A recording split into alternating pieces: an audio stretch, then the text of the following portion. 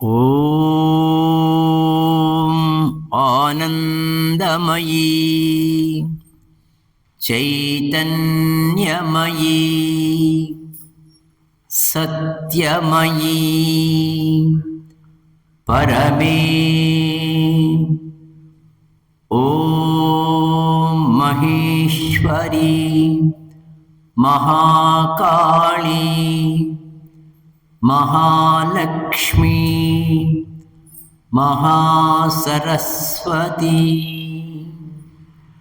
ಮೂಲತೋ ರಾಮಕೃಷ್ಣಾಯ ಮಧ್ಯತೋ ಮಾತೃರೂಪಿಣೀ ಅಗ್ರತಃ ವಿವೇಕಾನಂದಾಯ ತಸ್ಮೈ ಶ್ರೀ ಗುರವೇ ನಮಃ. ಲಕ್ಷ್ಮೀ ನೃಸಿಂಹ ಗುರುರಾಜಕರಾಬ್ಜಜಾತಂ ಸತ್ಸಾಂಪ್ರದಾಯ ಸಮವಾಪ್ತ ಸಮಸ್ತ ವಿದ್ಯಂ ಆಧ್ಯಾತ್ಮನಿಷ್ಠಮಮಲಂ ಪರಿಶುದ್ಧಚಿತ್ತಂ ಸಿಂಹಾದ್ರಿನಾಮಕ ಗುರುಂ ಪ್ರಣತೋಸ್ಮಿ ನಿತ್ಯಂ. ಸಿಂಹಾದ್ರಿನಾಮಕ ಗುರುಂ ಪ್ರಣತೋಸ್ಮಿ ನಿತ್ಯಂ.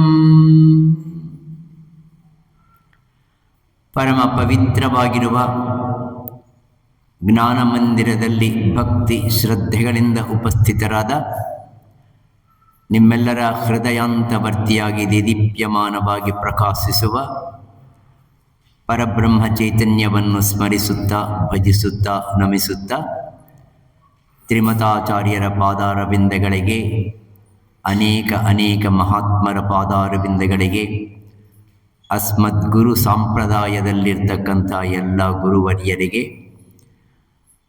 ನನ್ನ ಪ್ರಿಯತಮ ಸದ್ಗುರು ವರೇಣ್ಯರು ಶ್ರೀ ಸಿಂಹಾದ್ರಿ ಸದ್ಗುರು ಸ್ವಾಮಿಗಳವರ ದಿವ್ಯ ಚರಣಾರವಿಂದಗಳಿಗೆ, ಮಾತೃಶ್ರೀಯವರ ಚರಣಾರವಿಂದಗಳಿಗೆ ಶಿರಸಾಷ್ಟಾಂಗ ನಮಸ್ಕಾರಗಳನ್ನು ಭಕ್ತಿಪೂರ್ವಕವಾಗಿ ಸಮರ್ಪಿಸಿ, ಸಾಕ್ಷಾತ್ ದೈವಸ್ವರೂಪಿಗಳು ಆತ್ಮಸ್ವರೂಪಿಗಳಾಗಿರುವ ನಿಮ್ಮೆಲ್ಲರಿಗೂ ವಂದಿಸಿ ಈ ಕಾರ್ಯಕ್ರಮವನ್ನು ನಿರಹಂಕಾರ ಪೂರ್ವಕವಾಗಿ ಪ್ರಾರಂಭವನ್ನು ಮಾಡೋಣ. ಶಾಂತಿ ಮಂತ್ರ ಹೇಳಿಬಿಡೋಣ. ನಿನ್ನೆ ತನಕ ನಾವು ಶಾಂತಿ ಮಂತ್ರ ಹೇಳೋದು ಅನ್ನೋದು ಒಂದು ಶಿಷ್ಟಾಚಾರ ಅಂತ ನಾವು ಅಂದುಕೊಂಡಿದ್ದೀವಿ. ಈ ಶಾಂತಿ ಮಂತ್ರ ನಿಮಗೆಲ್ಲರಿಗೂ ಗೊತ್ತಿರತಕ್ಕಂಥದ್ದು ಆದ ಕಾರಣ ನಾನು ಹೇಳ್ಕೊಡೋ ಅವಶ್ಯಕತೆ ಇಲ್ಲ. ನಾವು ಪ್ರಾರಂಭ ಮಾಡೋಣ. ಓಂ ಸಹನಾ ಭವತು ಸಹನೌ ಭುನಕ್ತು ಸಹ ವೀರ್ಯಂಕರವಾವಹೈ ತೇಜಸ್ವಿನಾವಧೀತಮಸ್ತು ಮಾ ವಿದ್ವೇಷಾವಹೈ. ಓಂ ಶಾಂತಿ ಶಾಂತಿ ಶಾಂತಿ. ಆತ್ಮೀಯರೇ, ಕೇನೋಪನಿಷತ್ತಿನ ಪ್ರವಚನ ಕಾರ್ಯಕ್ರಮ ಅಥವಾ ಪಾಠಕ್ರಮ, ನಾನು ನಿನ್ನೆ ಹೇಳಿದೆ ಪ್ರವಚನ ಮಾಡೋದಿಲ್ಲ, ನಾನು ಪಾಠ ಮಾಡ್ತೀನಿ ಅಂತ. ಆ ಪಾಠಕ್ಕೆ ಶಾಂತಿ ಮಂತ್ರವಾಗಿ ನಿನ್ನೆ ತಾನೇ ಈ ಮಂತ್ರಗಳ ಹಿಂದೆ ಇರುವ ಗಂಭೀರವಾಗಿರುವ ಅರ್ಥವನ್ನು ನಾವು ಗಮನಿಸೋದಕ್ಕೆ ಪ್ರಾರಂಭವನ್ನು ಮಾಡಿದ್ದೀವಿ. ಆದರೆ ಈ ಉಪನಿಷತ್ತಿನ ವಿಶೇಷತೆ ಏನಂದರೆ ಇನ್ನೊಂದು ಶಾಂತಿ ಮಂತ್ರ ಇದೆ ಇದರಲ್ಲಿ. ಆ ಶಾಂತಿ ಮಂತ್ರನೇ ಈ ರೀತಿಯಾಗಿರ್ತಕ್ಕಂಥ ಶಾಂತಿ ಮಂತ್ರ. ಆಪ್ಯಾಯಂತು ಮಮಾಂಗಾನಿ ವಾಕ್ ಪ್ರಾಣಶ್ಚಕ್ಷುಃ ಶ್ರೋತ್ರಂ ಅಥೋ ಬಲಮಿಂದ್ರಿಯಾಣಿ ಚ ಸರ್ವಾಣಿ ಸರ್ವಂ ಸರ್ವೋಪನಿಷದಂ ಮಾಹಂ ಬ್ರಹ್ಮ ನಿರಾಕುರ್ಯಾಂ ಮಾಮಾ ಬ್ರಹ್ಮ ನಿರಾಕರೋತಿ ಅನಿರಾಕಾರಣಂ ಅಸ್ತು ನಿರಾಕರಣೆ ಮೇ ಅಸ್ತು ತಥಾತ್ಮನಿ ನಿರತೇಯ ಉಪನಿಷತ್ಸು ಧರ್ಮಾಸ್ತೆ ಮಮ ಸಂತು ತೇ ಮಯಿ ಸಂತು. ಇದು ಎರಡನೇ ಶಾಂತಿ ಮಂತ್ರ. ಕೇನೋಪನಿಷತ್ತಿನಲ್ಲಿ ಋಷಿಗಳು ಹೇಳಿರ್ತಕ್ಕಂಥದ್ದು. ಇದರ ಅರ್ಥ ಸ್ವಲ್ಪ ಮಟ್ಟಿಗೆ ನಾವು ವಿವರಣೆಯನ್ನು ಕೇಳೋದಕ್ಕೆ ಪ್ರಾರಂಭ ಮಾಡಿದ್ದೀವಿ ನಿನ್ನೆ. ನನ್ನ ಈ ಅಂಗಾಂಗಗಳನ್ನು ಸರ್ವ ಇಂದ್ರಿಯಗಳಿಗೂ ಶಕ್ತಿವಂತವಾಗಿ ಇರುವ ಚೈತನ್ಯವನ್ನು ನನಗೆ ಕೊಡು ಅಂತಂದು ಭಗವಂತನನ್ನು ಪ್ರಾರ್ಥನೆಯನ್ನು ಮಾಡ್ತಾ ಇದ್ದೀವಿ. ಅಷ್ಟೇ ಅಲ್ಲ, ಅದರ ಜೊತೆಯಲ್ಲಿ ಸರ್ವೋಪನಿಷದಂ ಮಾಹಂ ಬ್ರಹ್ಮ ನಿರಾಕುರ್ಯಾತ್, ಸಕಲವು ಈ ಉಪನಿಷತ್ನಲ್ಲಿ ಹೇಳಿರಲ್ಪಟ್ಟಿರತಕ್ಕಂಥದ್ದು ಎಲ್ಲವೂ ಬ್ರಹ್ಮ ವಸ್ತುವೇ. ಇದರ ಅರ್ಥ ಇದು. ಉಪನಿಷತ್ತುಗಳಲ್ಲಿ ಹೇಳಲ್ಪಟ್ಟಿರತಕ್ಕಂಥ ಪ್ರತಿಯೊಂದು ಬ್ರಹ್ಮವಸ್ತುವೇ. ಬ್ರಹ್ಮವಸ್ತುವೇ. ಬ್ರಹ್ಮವಸ್ತುವು ಅಂದರೆ ಚತುರ್ಮುಖ ಬ್ರಹ್ಮ ಅಂದುಕೋಬೇಡಿ. ನಮಗೆ ಗೊಂದಲ ಎಲ್ಲಿ ಬರುತ್ತೆ ಸಾಧಕರಿಗೆ ಅಂದರೆ, ಪದಗಳ ಬಳಕೆಯನ್ನು ಆ ಪ್ರಸಂಗಕ್ಕೆ ಅನುಸಾರವಾಗಿ ಆ ಪದಗಳನ್ನು ಅರ್ಥ ಮಾಡಿಕೊಳ್ಳಬೇಕು. ನಾನು ಬ್ರಹ್ಮ ಅಂದ ತಕ್ಷಣವೇ ನಮಗೆಲ್ಲರಿಗೂ ಅಭ್ಯಾಸ ಆಗಿರೋದು ಏನು ಅಂದರೆ ಚತುರ್ಮುಖ ಬ್ರಹ್ಮ. ಚತುರ್ಮುಖ ಬ್ರಹ್ಮನ ಜೊತೆಯಲ್ಲಿ ಸರಸ್ವತಿ ದೇವಿ ಇದ್ದಾಳೆ, ಅವರಿಬ್ಬರೂ ಸೇರಿ ಸೃಷ್ಟಿಕರ್ತ ಅಂತಕ್ಕಂಥದ್ದು ಭಾವನೆ ಇದೆ. ಅದು it is only at an outer space. ನಿಜವಾಗಿ ಬ್ರಹ್ಮವಸ್ತುವು ಬ್ರಹ್ಮವಸ್ತುವು ಬ್ರಹ್ಮವಸ್ತುವು ಅಂದರೆ ಯಾವುದಾದರೆ ವಸ್ತುವನ್ನು ನೀನು ಅದನ್ನು ಎಕ್ಸ್ಪ್ಲನೇಷನ್ ಕೊಡೋದಕ್ಕೆ ಆಗೋದೇ ಇಲ್ಲವೋ ಅಂಥ ವಸ್ತು ಬ್ರಹ್ಮವಸ್ತು. ಯಾವ ವಸ್ತುವಾದರೆ ಈ ವಿಶ್ವಕ್ಕೆ ಮೂಲ ಆಧಾರವಾಗಿರ್ತಕ್ಕಂಥ ಚೈತನ್ಯಮಯವಾಗಿರುವ ನಿರಾಕಾರ ರೂಪಕವಾಗಿರುವ ವಸ್ತುವಿದೆಯೋ ಅದು ಬ್ರಹ್ಮವಸ್ತುವು. ಬ್ರಹ್ಮ ಬ್ರಹ್ಮ ಅಂದರೆ ಸಂಸ್ಕೃತದಲ್ಲಿ ಬೃಹತ್ತಾಗಿರೋದು ಅಂತ. ಬೃಹತ್ ಅಂದರೆ ದೊಡ್ಡದು. ಎಷ್ಟು ದೊಡ್ಡದು? ಅದಕ್ಕಿಂತ ದೊಡ್ಡದಿಲ್ಲ. ಎಷ್ಟು ದೊಡ್ಡದು ಅಂದರೆ ಈ ವಿಶ್ವವೆಲ್ಲ ವ್ಯಾಪಕವಾಗಿರ್ತಕ್ಕಂಥ ದೊಡ್ಡ ವಸ್ತುವದು. ಘನವಾಗಿ ನೋಡ್ಕೋಬೇಡಿ, ಪ್ರಮಾಣವನ್ನು ನೋಡಬೇಡಿ, ವ್ಯಾಪಕತ್ವವನ್ನು ನೋಡಿ. ನಮಗೆ ದೊಡ್ಡದು ದೊಡ್ಡದು ಅಂದರೆ ಅದೇನು 6 ಇಂಚ ಅಥವಾ 6 ಅಡಿನ 8 ಅಡಿನ ಅಂತಕ್ಕಂಥ ಮೆಷರ್ಮೆಂಟಿಗೆ ಸಿಲುಕೋದಿಲ್ಲ. ಅದು ನೀವು ಅದನ್ನು ಮೆಷರ್ ಮಾಡೋಕೆ ಆಗೋದಿಲ್ಲ. ಅದಕ್ಕೋಸ್ಕರನೇ ಭಗವಂತನನ್ನು ಮೆಷರ್ ಮಾಡೋಕೆ ಆಗೋದಿಲ್ಲ ಅಂತಂದು ತೋರಿಸಿರ್ತಕ್ಕಂಥದ್ದು ಭಾಗವತ ನೋಡಿ.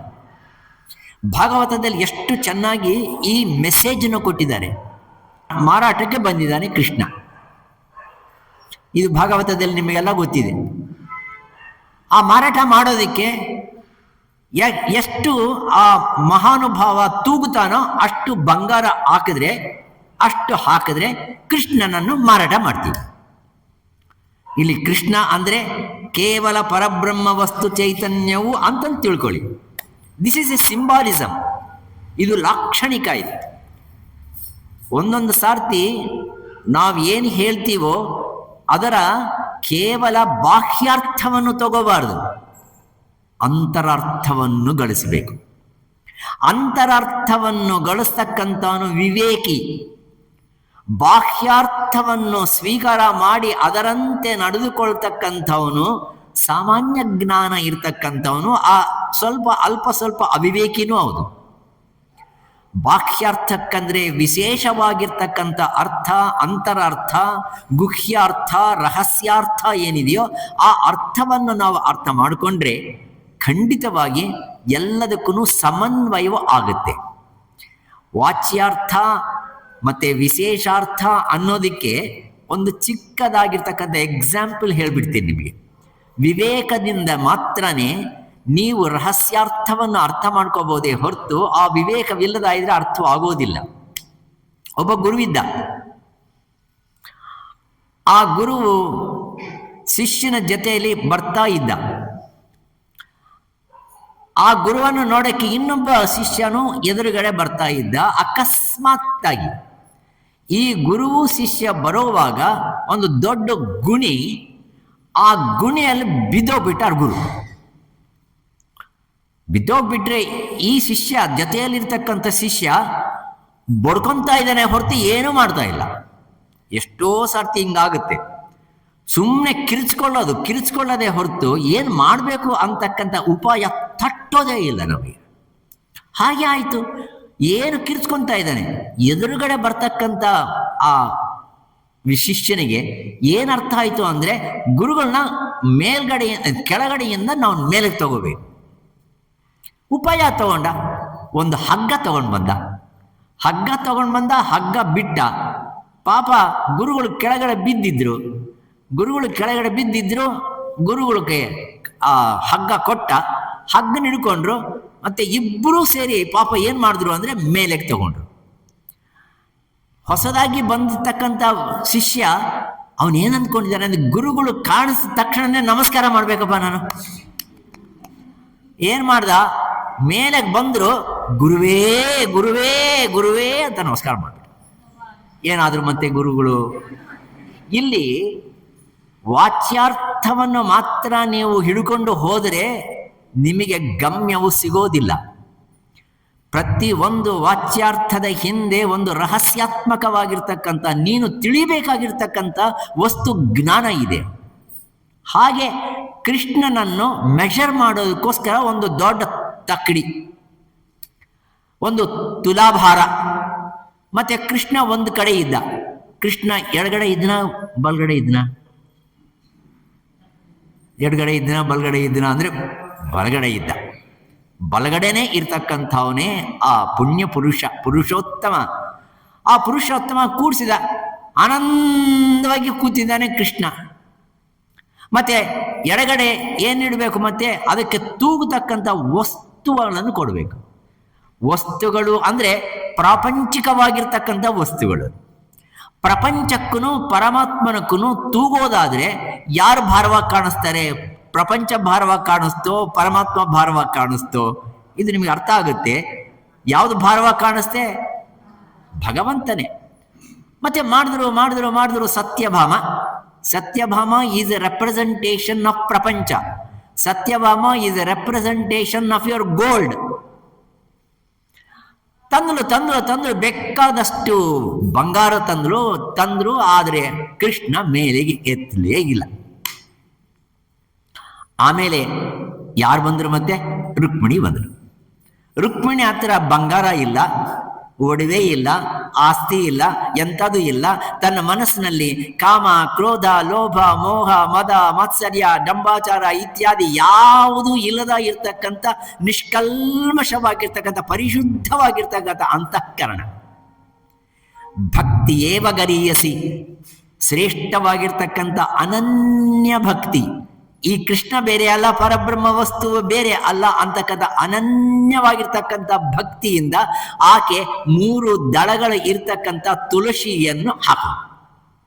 3 ದಳಗಳು ಇರ್ತಕ್ಕಂಥದ್ದು, ಒಂದು ಸತ್ವಗುಣ, ಇನ್ನೊಂದು ರಜೋಗುಣ, ಇನ್ನೊಂದು ತಮೋಗುಣ, ತ್ರಿಗುಣಾತ್ಮಕವಾಗಿರ್ತಕ್ಕಂಥದ್ದು 3 ಸೇರಿರ್ತಕ್ಕಂಥ ಒಂದು ತುಳಸಿ ದಳವನ್ನು ಅಲ್ಲಿ ಹಾಕಿದ್ರು, ಭಕ್ತಿಪೂರ್ವಕವಾಗಿ ಹಾಕಿದ್ರು, ಕೃಷ್ಣ ಮೇಲೆ ಬಂದ. There is a symbolism here. ಇದೊಂದು ಲಕ್ಷಣ. ಏನು ಲಕ್ಷಣ ಅಂದರೆ, ಭಗವಂತನನ್ನು ತೂಗೋದಿಕ್ಕೆ ಪ್ರಪಂಚದಲ್ಲಿ ಇರ್ತಕ್ಕಂಥ ಯಾವ ವಸ್ತುವಿಂದನೂ ಆಗೋದಿಲ್ಲ. ಯಾವ ವಸ್ತುವಾದರೆ ಪರಿಶುದ್ಧವಾಗಿರ್ತಕ್ಕಂಥ ಅಂತಃಕರಣವಿದೆಯೋ, ಮಲ ವಿಕ್ಷೇಪ ಆವರಣ ದೋಷಗಳಿಂದ ದೂರೀಕೃತವಾಗಿರ್ತಕ್ಕಂಥ ಸ್ವಚ್ಛವಾಗಿರ್ತಕ್ಕಂಥ ಮನಸ್ಸಿದೆಯೋ, ಆ ಮನಸ್ಸು ಅಂತಕ್ಕಂಥದನ್ನು 3 ಗುಣಗಳಿಗೆ ಅತೀತವಾಗಿರ್ತಕ್ಕಂಥ ಸ್ವರೂಪದಿಂದ ಆ ಭಗವಂತನನ್ನು ತೂಗಬಹುದೇ ಹೊರತು ಗುಣಗಳಿಂದ ತೂಗೋಕೆ ಆಗೋದಿಲ್ಲ. ಇದನ್ನು ತೋರಿಸೋದಕ್ಕೋಸ್ಕರವಾಗಿ ಈ ಶಾಂತಿ ಮಂತ್ರದಲ್ಲಿ ಹೇಳ್ತಾನೆ. ಈ ಶಾಂತಿ ಮಂತ್ರದಲ್ಲಿ ಸ್ವಾಮಿ ಉಪನಿಷತ್ತಿನಲ್ಲಿ ಹೇಳಲ್ಪಟ್ಟಿರ್ತಕ್ಕಂಥದ್ದು ಪ್ರತಿಯೊಂದೂ ಬ್ರಹ್ಮವಸ್ತುವೆ. ಬ್ರಹ್ಮವಸ್ತು ಅಂದರೆ ಅದು ಕೃಷ್ಣ ಈಸ್ ಈಕ್ವಲ್ ಟು ಬ್ರಹ್ಮವಸ್ತು ಅಂತ ನೀವು ತಿಳ್ಕೊಂಡ್ರೆ ಸಾಕು. ಅದು ಭಾರವಾಗಿರೋ ವಸ್ತುವು, ಬೃಹತ್ತಾಗಿರೋ ವಸ್ತುವು, ಶ್ರೇಷ್ಠವಾಗಿರ್ತಕ್ಕಂಥ ವಸ್ತುವು, ತುಂಬ ಬೆಳೆ ಬಾಳ್ತಕ್ಕಂಥ ವಸ್ತುವು, ಇಡೀ ವಿಶ್ವಕ್ಕೆ ಆಧಾರವಾಗಿರ್ತಕ್ಕಂಥ ವಸ್ತು ಅಂತ ನಾವು ತಿಳ್ಕೊಂಡ್ರೆ ಖಂಡಿತವಾಗಿ ಆ ಕೃಷ್ಣ ಈಸ್ ಈಕ್ವಲ್ ಟು ಪರಬ್ರಹ್ಮ ಸ್ವರೂಪ. ಅಂಥ ಪರಬ್ರಹ್ಮ ಸ್ವರೂಪವು ಈ ಉಪನಿಷತ್ತುಗಳಲ್ಲಿ ಎಲ್ಲ ಇರ್ತಕ್ಕಂಥದ್ದು ಅದೊಂದೇ ಇರೋದು, ಇನ್ನು ಯಾವುದೂ ಇಲ್ಲ ಅಂತಂದು ಶಾಂತಿ ಮಂತ್ರ ಹೇಳ್ತಾ ಇದೆ. ಅದೊಂದೇ ಇರೋದು ಅಂದರೆ ಅರ್ಥ ಏನು, ಹೆಂಗೆ ಅರ್ಥ ಮಾಡ್ಕೋಬೇಕು ಅಂದರೆ ವೇದಗಳಲ್ಲಿ ಉಪನಿಷತ್ತುಗಳಲ್ಲಿ ಹೇಳಲ್ಪಟ್ಟಿರ್ತಕ್ಕಂಥದ್ದು ಎಲ್ಲವೂ ಬ್ರಹ್ಮವಸ್ತು ಚೈತನ್ಯದ ಕುರಿತೇ ಹೇಳಿದ್ದು. ನಿನ್ನೆ ನಾನು ಹೇಳಿದ್ದೀನಿ, 4 ವಾಕ್ಯಗಳು ಹೇಳಿದ್ದೀನಿ ಅಲ್ವಾ? 4 ವಾಕ್ಯಗಳು. ಸ್ವಲ್ಪ ಟೆಸ್ಟ್ ಮಾಡೋಣವಾ? ಅಥವಾ ನೀವೇ ಟೆಸ್ಟ್ ಮಾಡೋದಾದ್ರೆ ನಾನು ಹೇಳಿಬಿಡ್ತೀನಿ. ಮೊದಲನೇ ವೇದ ಋಗ್ವೇದ. ನಾನು ಕೇಳಲ್ಲ, ಅದು ಏನು ಹೇಳುತ್ತೆ ಅಂತ ಕೇಳಲ್ಲ. ಅದಕ್ಕೆ ಸಂಬಂಧಪಟ್ಟಿರ್ತಕ್ಕಂಥ ಉಪನಿಷತ್ತು ನಿನ್ನೆ ರಾತ್ರಿ ಊಟ ಮಾಡಿದ್ದೆ ಜ್ಞಾಪಕ ಇಲ್ಲ ನಮಗೆ. ನೀವು ಎಲ್ಲೋ ಯಾವಾಗಲೋ ಹೇಳಿರ್ತಕ್ಕಂಥದ್ದು ಜ್ಞಾಪಕ ಇರುತ್ತಾ? ಐತರಿಯ ಉಪನಿಷತ್ತು. ಏನದು? ನೀವು ಹೀಗೆ ಮಾಡಿದ್ರೆ ನಾನು ನಾಳೆಯಿಂದ ಬರೋದಿಲ್ಲ. ಯಾಕಂದರೆ ಹೇಳಿದ್ದೆಲ್ಲ ಮರ್ತು ಕೂತ್ಕೊಂಡ್ರೆ ಮತ್ತೆ ಅದೇ ಹೇಳಬೇಕಾಗುತ್ತಲ್ವ. ಐತರಿಯ ಉಪನಿಷತ್. ಐತರಿಯ ಉಪನಿಷತ್ತಿನ ವಾಕ್ಯ ಒಂದಿದೆ, ಪ್ರಜ್ಞಾನಂ ಬ್ರಹ್ಮ. ಅದಕ್ಕೆ ನಿರ್ವಚನ ಅಂತಂದು ಹೇಳಿದ್ದೀನಿ ನಾನು. ಬ್ರಹ್ಮವಸ್ತು ಅಂದರೆ ಇದಪ್ಪ, it is a direct definition of ಬ್ರಹ್ಮವಸ್ತು. ಯಾವ ವಸ್ತುವಿನಿಂದ ನಾನು ನೋಡ್ತಾ ಇದ್ದೀನೋ, ಅಘ್ರಾಣವನ್ನು ಮಾಡ್ತಾ ಇದ್ದೀನೋ, ರುಚಿಯನ್ನು ನೋಡ್ತಾ ಇದ್ದೀನೋ, ಇದು ಬಿಸಿಯಾಗಿದೆ ತಣ್ಣಗಾಗಿದೆ ಅಂತಕ್ಕಂಥ ಜ್ಞಾನವನ್ನು ನಾನು ಪಡೀತಾ ಇದ್ದೀನೋ ಆ ವಸ್ತು ಚೈತನ್ಯವೇ ಬ್ರಹ್ಮ. ಮತ್ತೆ ಈ ಮೊದಲನೇ ವಾಕ್ಯದಲ್ಲಿ ಹೇಳಲ್ಪಟ್ಟಿರ್ತಕ್ಕಂಥದ್ದು ಬ್ರಹ್ಮವಸ್ತು ಬಗ್ಗೆ ಹೇಳಿದಾನ, ಆ ಬ್ರಹ್ಮವಸ್ತು ಅಲ್ಲದ ಇರತಕ್ಕಂಥದ್ರ ಬಗ್ಗೆ ಹೇಳಿದಾನ ಅಂದರೆ ಬ್ರಹ್ಮವಸ್ತು ಪ್ರತಿಪಾದಿತವೇ ಈ ವಾಕ್ಯ. ಎರಡನೇ ವಾಕ್ಯ ಅಯಮಾತ್ಮ ಬ್ರಹ್ಮ ಅನ್ನೋ ಒಂದು ವಾಕ್ಯ ಅಥರ್ವ ವೇದಕ್ಕೆ ಸಂಬಂಧಪಟ್ಟಿರ್ತಕ್ಕಂಥದ್ದು, ಮಾಂಡುಕ್ಯೋಪನಿಷತ್ತಿನಿಂದ ಬಂದಿರೋದು. ಅಯಮಾತ್ಮ ಬ್ರಹ್ಮ ಅಂದರೆ ನಾನು ಬ್ರಹ್ಮನ ಅಂತಂದು ಪ್ರಶ್ನೆ ಹಾಕ್ಕೊತಾ ಇದ್ದಾನೆ ಯಾರು? ಶಿಷ್ಯ. ನೀನು ಬ್ರಹ್ಮವೋ ಅಂತಂದು ಗುರು ಹೇಳ್ತಾ ಇದ್ದಾನೆ, ನಾನು ಬ್ರಹ್ಮವ. ಎಷ್ಟೋ ಜನ ಪ್ರಾಪಂಚಿಕವಾಗಿ ನೋಡಿದ್ರೂ ಈ ಅನುಮಾನ ಬೇಕಾದ ಜನಕ್ಕಿದೆ. ಚಿಕ್ಕ ಎಕ್ಸಾಂಪಲ್ ಹೇಳ್ತೀನಿ. ಗುರುಗಳಿಗೆ ನಮಸ್ಕಾರ ಮಾಡೋದು ಬರ್ತಾರೆ. ನಮಸ್ಕಾರ ಮಾಡಿದ್ರು. ನಾನು ತಕ್ಷಣ ಒಂದು ಊರಲ್ಲಿ ನಾನು ಹೇಳಿದೆ, ಅಪ್ಪ ಅಮ್ಮ ಇದ್ದಾರೋ, ಅಪ್ಪ ಅಮ್ಮಗೆ ನಮಸ್ಕಾರ ಮಾಡೋ. ತಪ್ಪಿಲ್ಲಲ್ವಾ? ಗುರುಗಳಿಗೆ ನಮಸ್ಕಾರ ಮಾಡೋದು ಏನೋ ಕಾಟಾಚಾರಕ್ಕೆ ಮಾಡಿಬಿಟ್ಟಿರ್ತಾನೆ, ಯಾವಾಗಲೂ ಬರ್ತಾನಂತ ಮಾಡಿಬಿಡೋಣ ಅಂತ ಮಾಡಿದೆ. ಅಲ್ಲಿ ಅಪ್ಪ ಅಮ್ಮ ಪ್ರತಿ ದಿವಸ ಕಾಣಿಸ್ತಾರೋ, ಅವ್ರಿಗೆ ನಮಸ್ಕಾರ ಮಾಡೋ ಅಂತಂದು ಹೇಳಿದ್ರೆ ಇವನು ಮಾಡೋದಕ್ಕೆ ರೆಡಿ ಆಗಿದ್ದಾನೆ. ಅವರು ಅಯ್ಯ ನನಗೆ ಬೇಡ. ಯಾರು ಹೇಳಿದ್ದು ಈ ಮಾತು? ತಂದೆ ತಾಯಿ. ನೀವ್ಯಾಕೆ ಬೇಡ ಅಂತೀರಿ? ಅವ್ನು ನಮಸ್ಕಾರ ಮಾಡ್ತೀನೋ ಅಂತಂದು ಅವ್ರು ಬಂದರೆ ನೀವ್ಯಾಕೆ ಬೇಡ ಅಂತೀರಿ? ನಮಸ್ಕಾರ ಮಾಡಿಸಿಕೊಳ್ಳಬಹುದು ಅಂತಕ್ಕಂಥ ಭಾವನೆ ಯಾರಿಗಿಲ್ಲ ಇಲ್ಲಿ? ತಂದೆ ತಾಯಂದ್ರಿಗಿಲ್ಲ. ಆದ ಕಾರಣನೇ ಬ್ರಹ್ಮವಸ್ತು ಪ್ರತಿಪಾದಿತವಾಗಿರ್ತಕ್ಕಂಥದನ್ನ ನಾನು ಬ್ರಹ್ಮವಾ ಅಂತಕ್ಕಂಥದ್ದು ಅನುಮಾನ ಅಲ್ಲಿ. ಯಾರಿಗೆ? ಶಿಷ್ಯನಿಗೆ. ಇಲ್ಲಿ ತಂದೆ ತಾಯಂದರಿಗೆ ಅನುಮಾನ, ನನಗ್ಯಾಕೆ ನಮಸ್ಕಾರ, ನನಗೇನು ನಮಸ್ಕಾರ, ನಾನೇನು ಗುರುವಾಗಿದ್ದೀನಾ ಅಥವಾ ನಾನು ಬ್ರಹ್ಮವಸ್ತು ಆಗಿದ್ದೀನಾ, ನಾನು ದೇವರಾಗಿದ್ದೀನಾ? ನಾನು ದೇವರು ಅಲ್ಲ ಅನ್ನೋದು ತುಂಬ ಗಟ್ಟಿಯಾಗಿ ನಮ್ಮ ಮನಸ್ಸಿಗೆ ಬಂದಿದೆ. ನೀನು ಸಾಕ್ಷಾತ್ ಸತ್ ಚಿತ್ತ ಆನಂದ ಸ್ವರೂಪಕನಾಗಿರ್ತಕ್ಕಂಥ ಪರಬ್ರಹ್ಮ ಚೈತನ್ಯ ಸ್ವರೂಪವೇ ಸರಿ ಅಂತಂದು ಉಪನಿಷತ್ತು ಹೇಳಿದ್ರೆ, ನಾನೆಲ್ಲಾದನು ಉಂಟೆ, ನಾನಲ್ಲಪ್ಪ ಅಂತೀರಲ್ವಾ, ಅದು ಅಜ್ಞಾನ, ಅದು ಮಾಯ.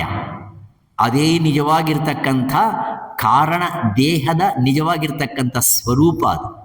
ಆದ ಕಾರಣನೇ ಸಹಜವಾಗಿ ಶಿಷ್ಯನಿಗೆ ಒಂದು ಅನುಮಾನ ಬರುತ್ತೆ, ನಾನು ಬ್ರಹ್ಮವಸ್ತುವ? ಇದು ಅನುಮಾನ ಸಹಜ. ಅವಾಗ ಗುರು ಹೇಳ್ತಾನೆ, ಅಲ್ವೋ ತತ್ತು, ನಾನು ಏನು ಇಷ್ಟು ತನಕ ಬ್ರಹ್ಮವಸ್ತು ಅಂತಂದು ಹೇಳಿದ್ದೀನೋ, ತತ್ತು ತ್ವಮಸಿ, ನೀನಾಗಿದ್ದೀಯೋ, ನೀನೇನೋ ಅಂತಂದು ಯಾರು ಕನ್ಫರ್ಮ್ ಮಾಡ್ತಾ ಇದ್ದಾರೆ? ಗುರುವು ಕನ್ಫರ್ಮ್ ಮಾಡ್ತಾ ಇದ್ದಾರೆ. ಇದಕ್ಕೆ ತತ್ವಮಸಿ ಮಹಾವಾಕ್ಯಕ್ಕೆ ಒಂದು ಚಿಕ್ಕ ಕಥೆ ಹೇಳ್ತೀನಿ. ಎಷ್ಟೋ ಸಾರ್ತಿ ಹೇಳಿದ್ದೀನಿ, ಇನ್ನೊಂದು ಸಾರ್ತಿ ಹೇಳ್ಬಿಡ್ತೀನಿ. ಅದನ್ನು ಕಥೆ ಯಾತಕ್ಕೆ ಹೇಳ್ತಾ ಇದ್ದೀನಿ ಅಂದರೆ ತಮಾಷೆಗಲ್ಲ, ಟು ಡ್ರೈವ್ ದಿ ಪಾಯಿಂಟ್, ನಿಮಗೆ ಮೆಸೇಜ್ ಬರಬೇಕು ಅನ್ನೋ ಉದ್ದೇಶದಿಂದ ಈ ಸನ್ನಿವೇಶವನ್ನು ತೋರಿಸ್ತಾ ಇದ್ದೀನಿ. ಈ ಸನ್ನಿವೇಶ ರಾಮಾಯಣದಲ್ಲಿ ಬರ್ತಕ್ಕಂಥ ಒಂದು ಸನ್ನಿವೇಶ. ಪುರಾಣಗಳು ಬ್ರಹ್ಮವಸ್ತುವನ್ನು ಪ್ರತಿಪಾದನೆ ಮಾಡೋದಕ್ಕೆ ಸಹಕಾರಿ ಸಾಧನಗಳು ಪುರಾಣಗಳು. ರಾಮಾಯಣದಲ್ಲಿ ರಾಮ ಲಕ್ಷ್ಮಣ ಅರಣ್ಯದಲ್ಲಿ ಸೀತೆಯನ್ನು ಹುಡುಕ್ತಾ ಹೋಗ್ತಾ ಇದ್ದಾರೆ.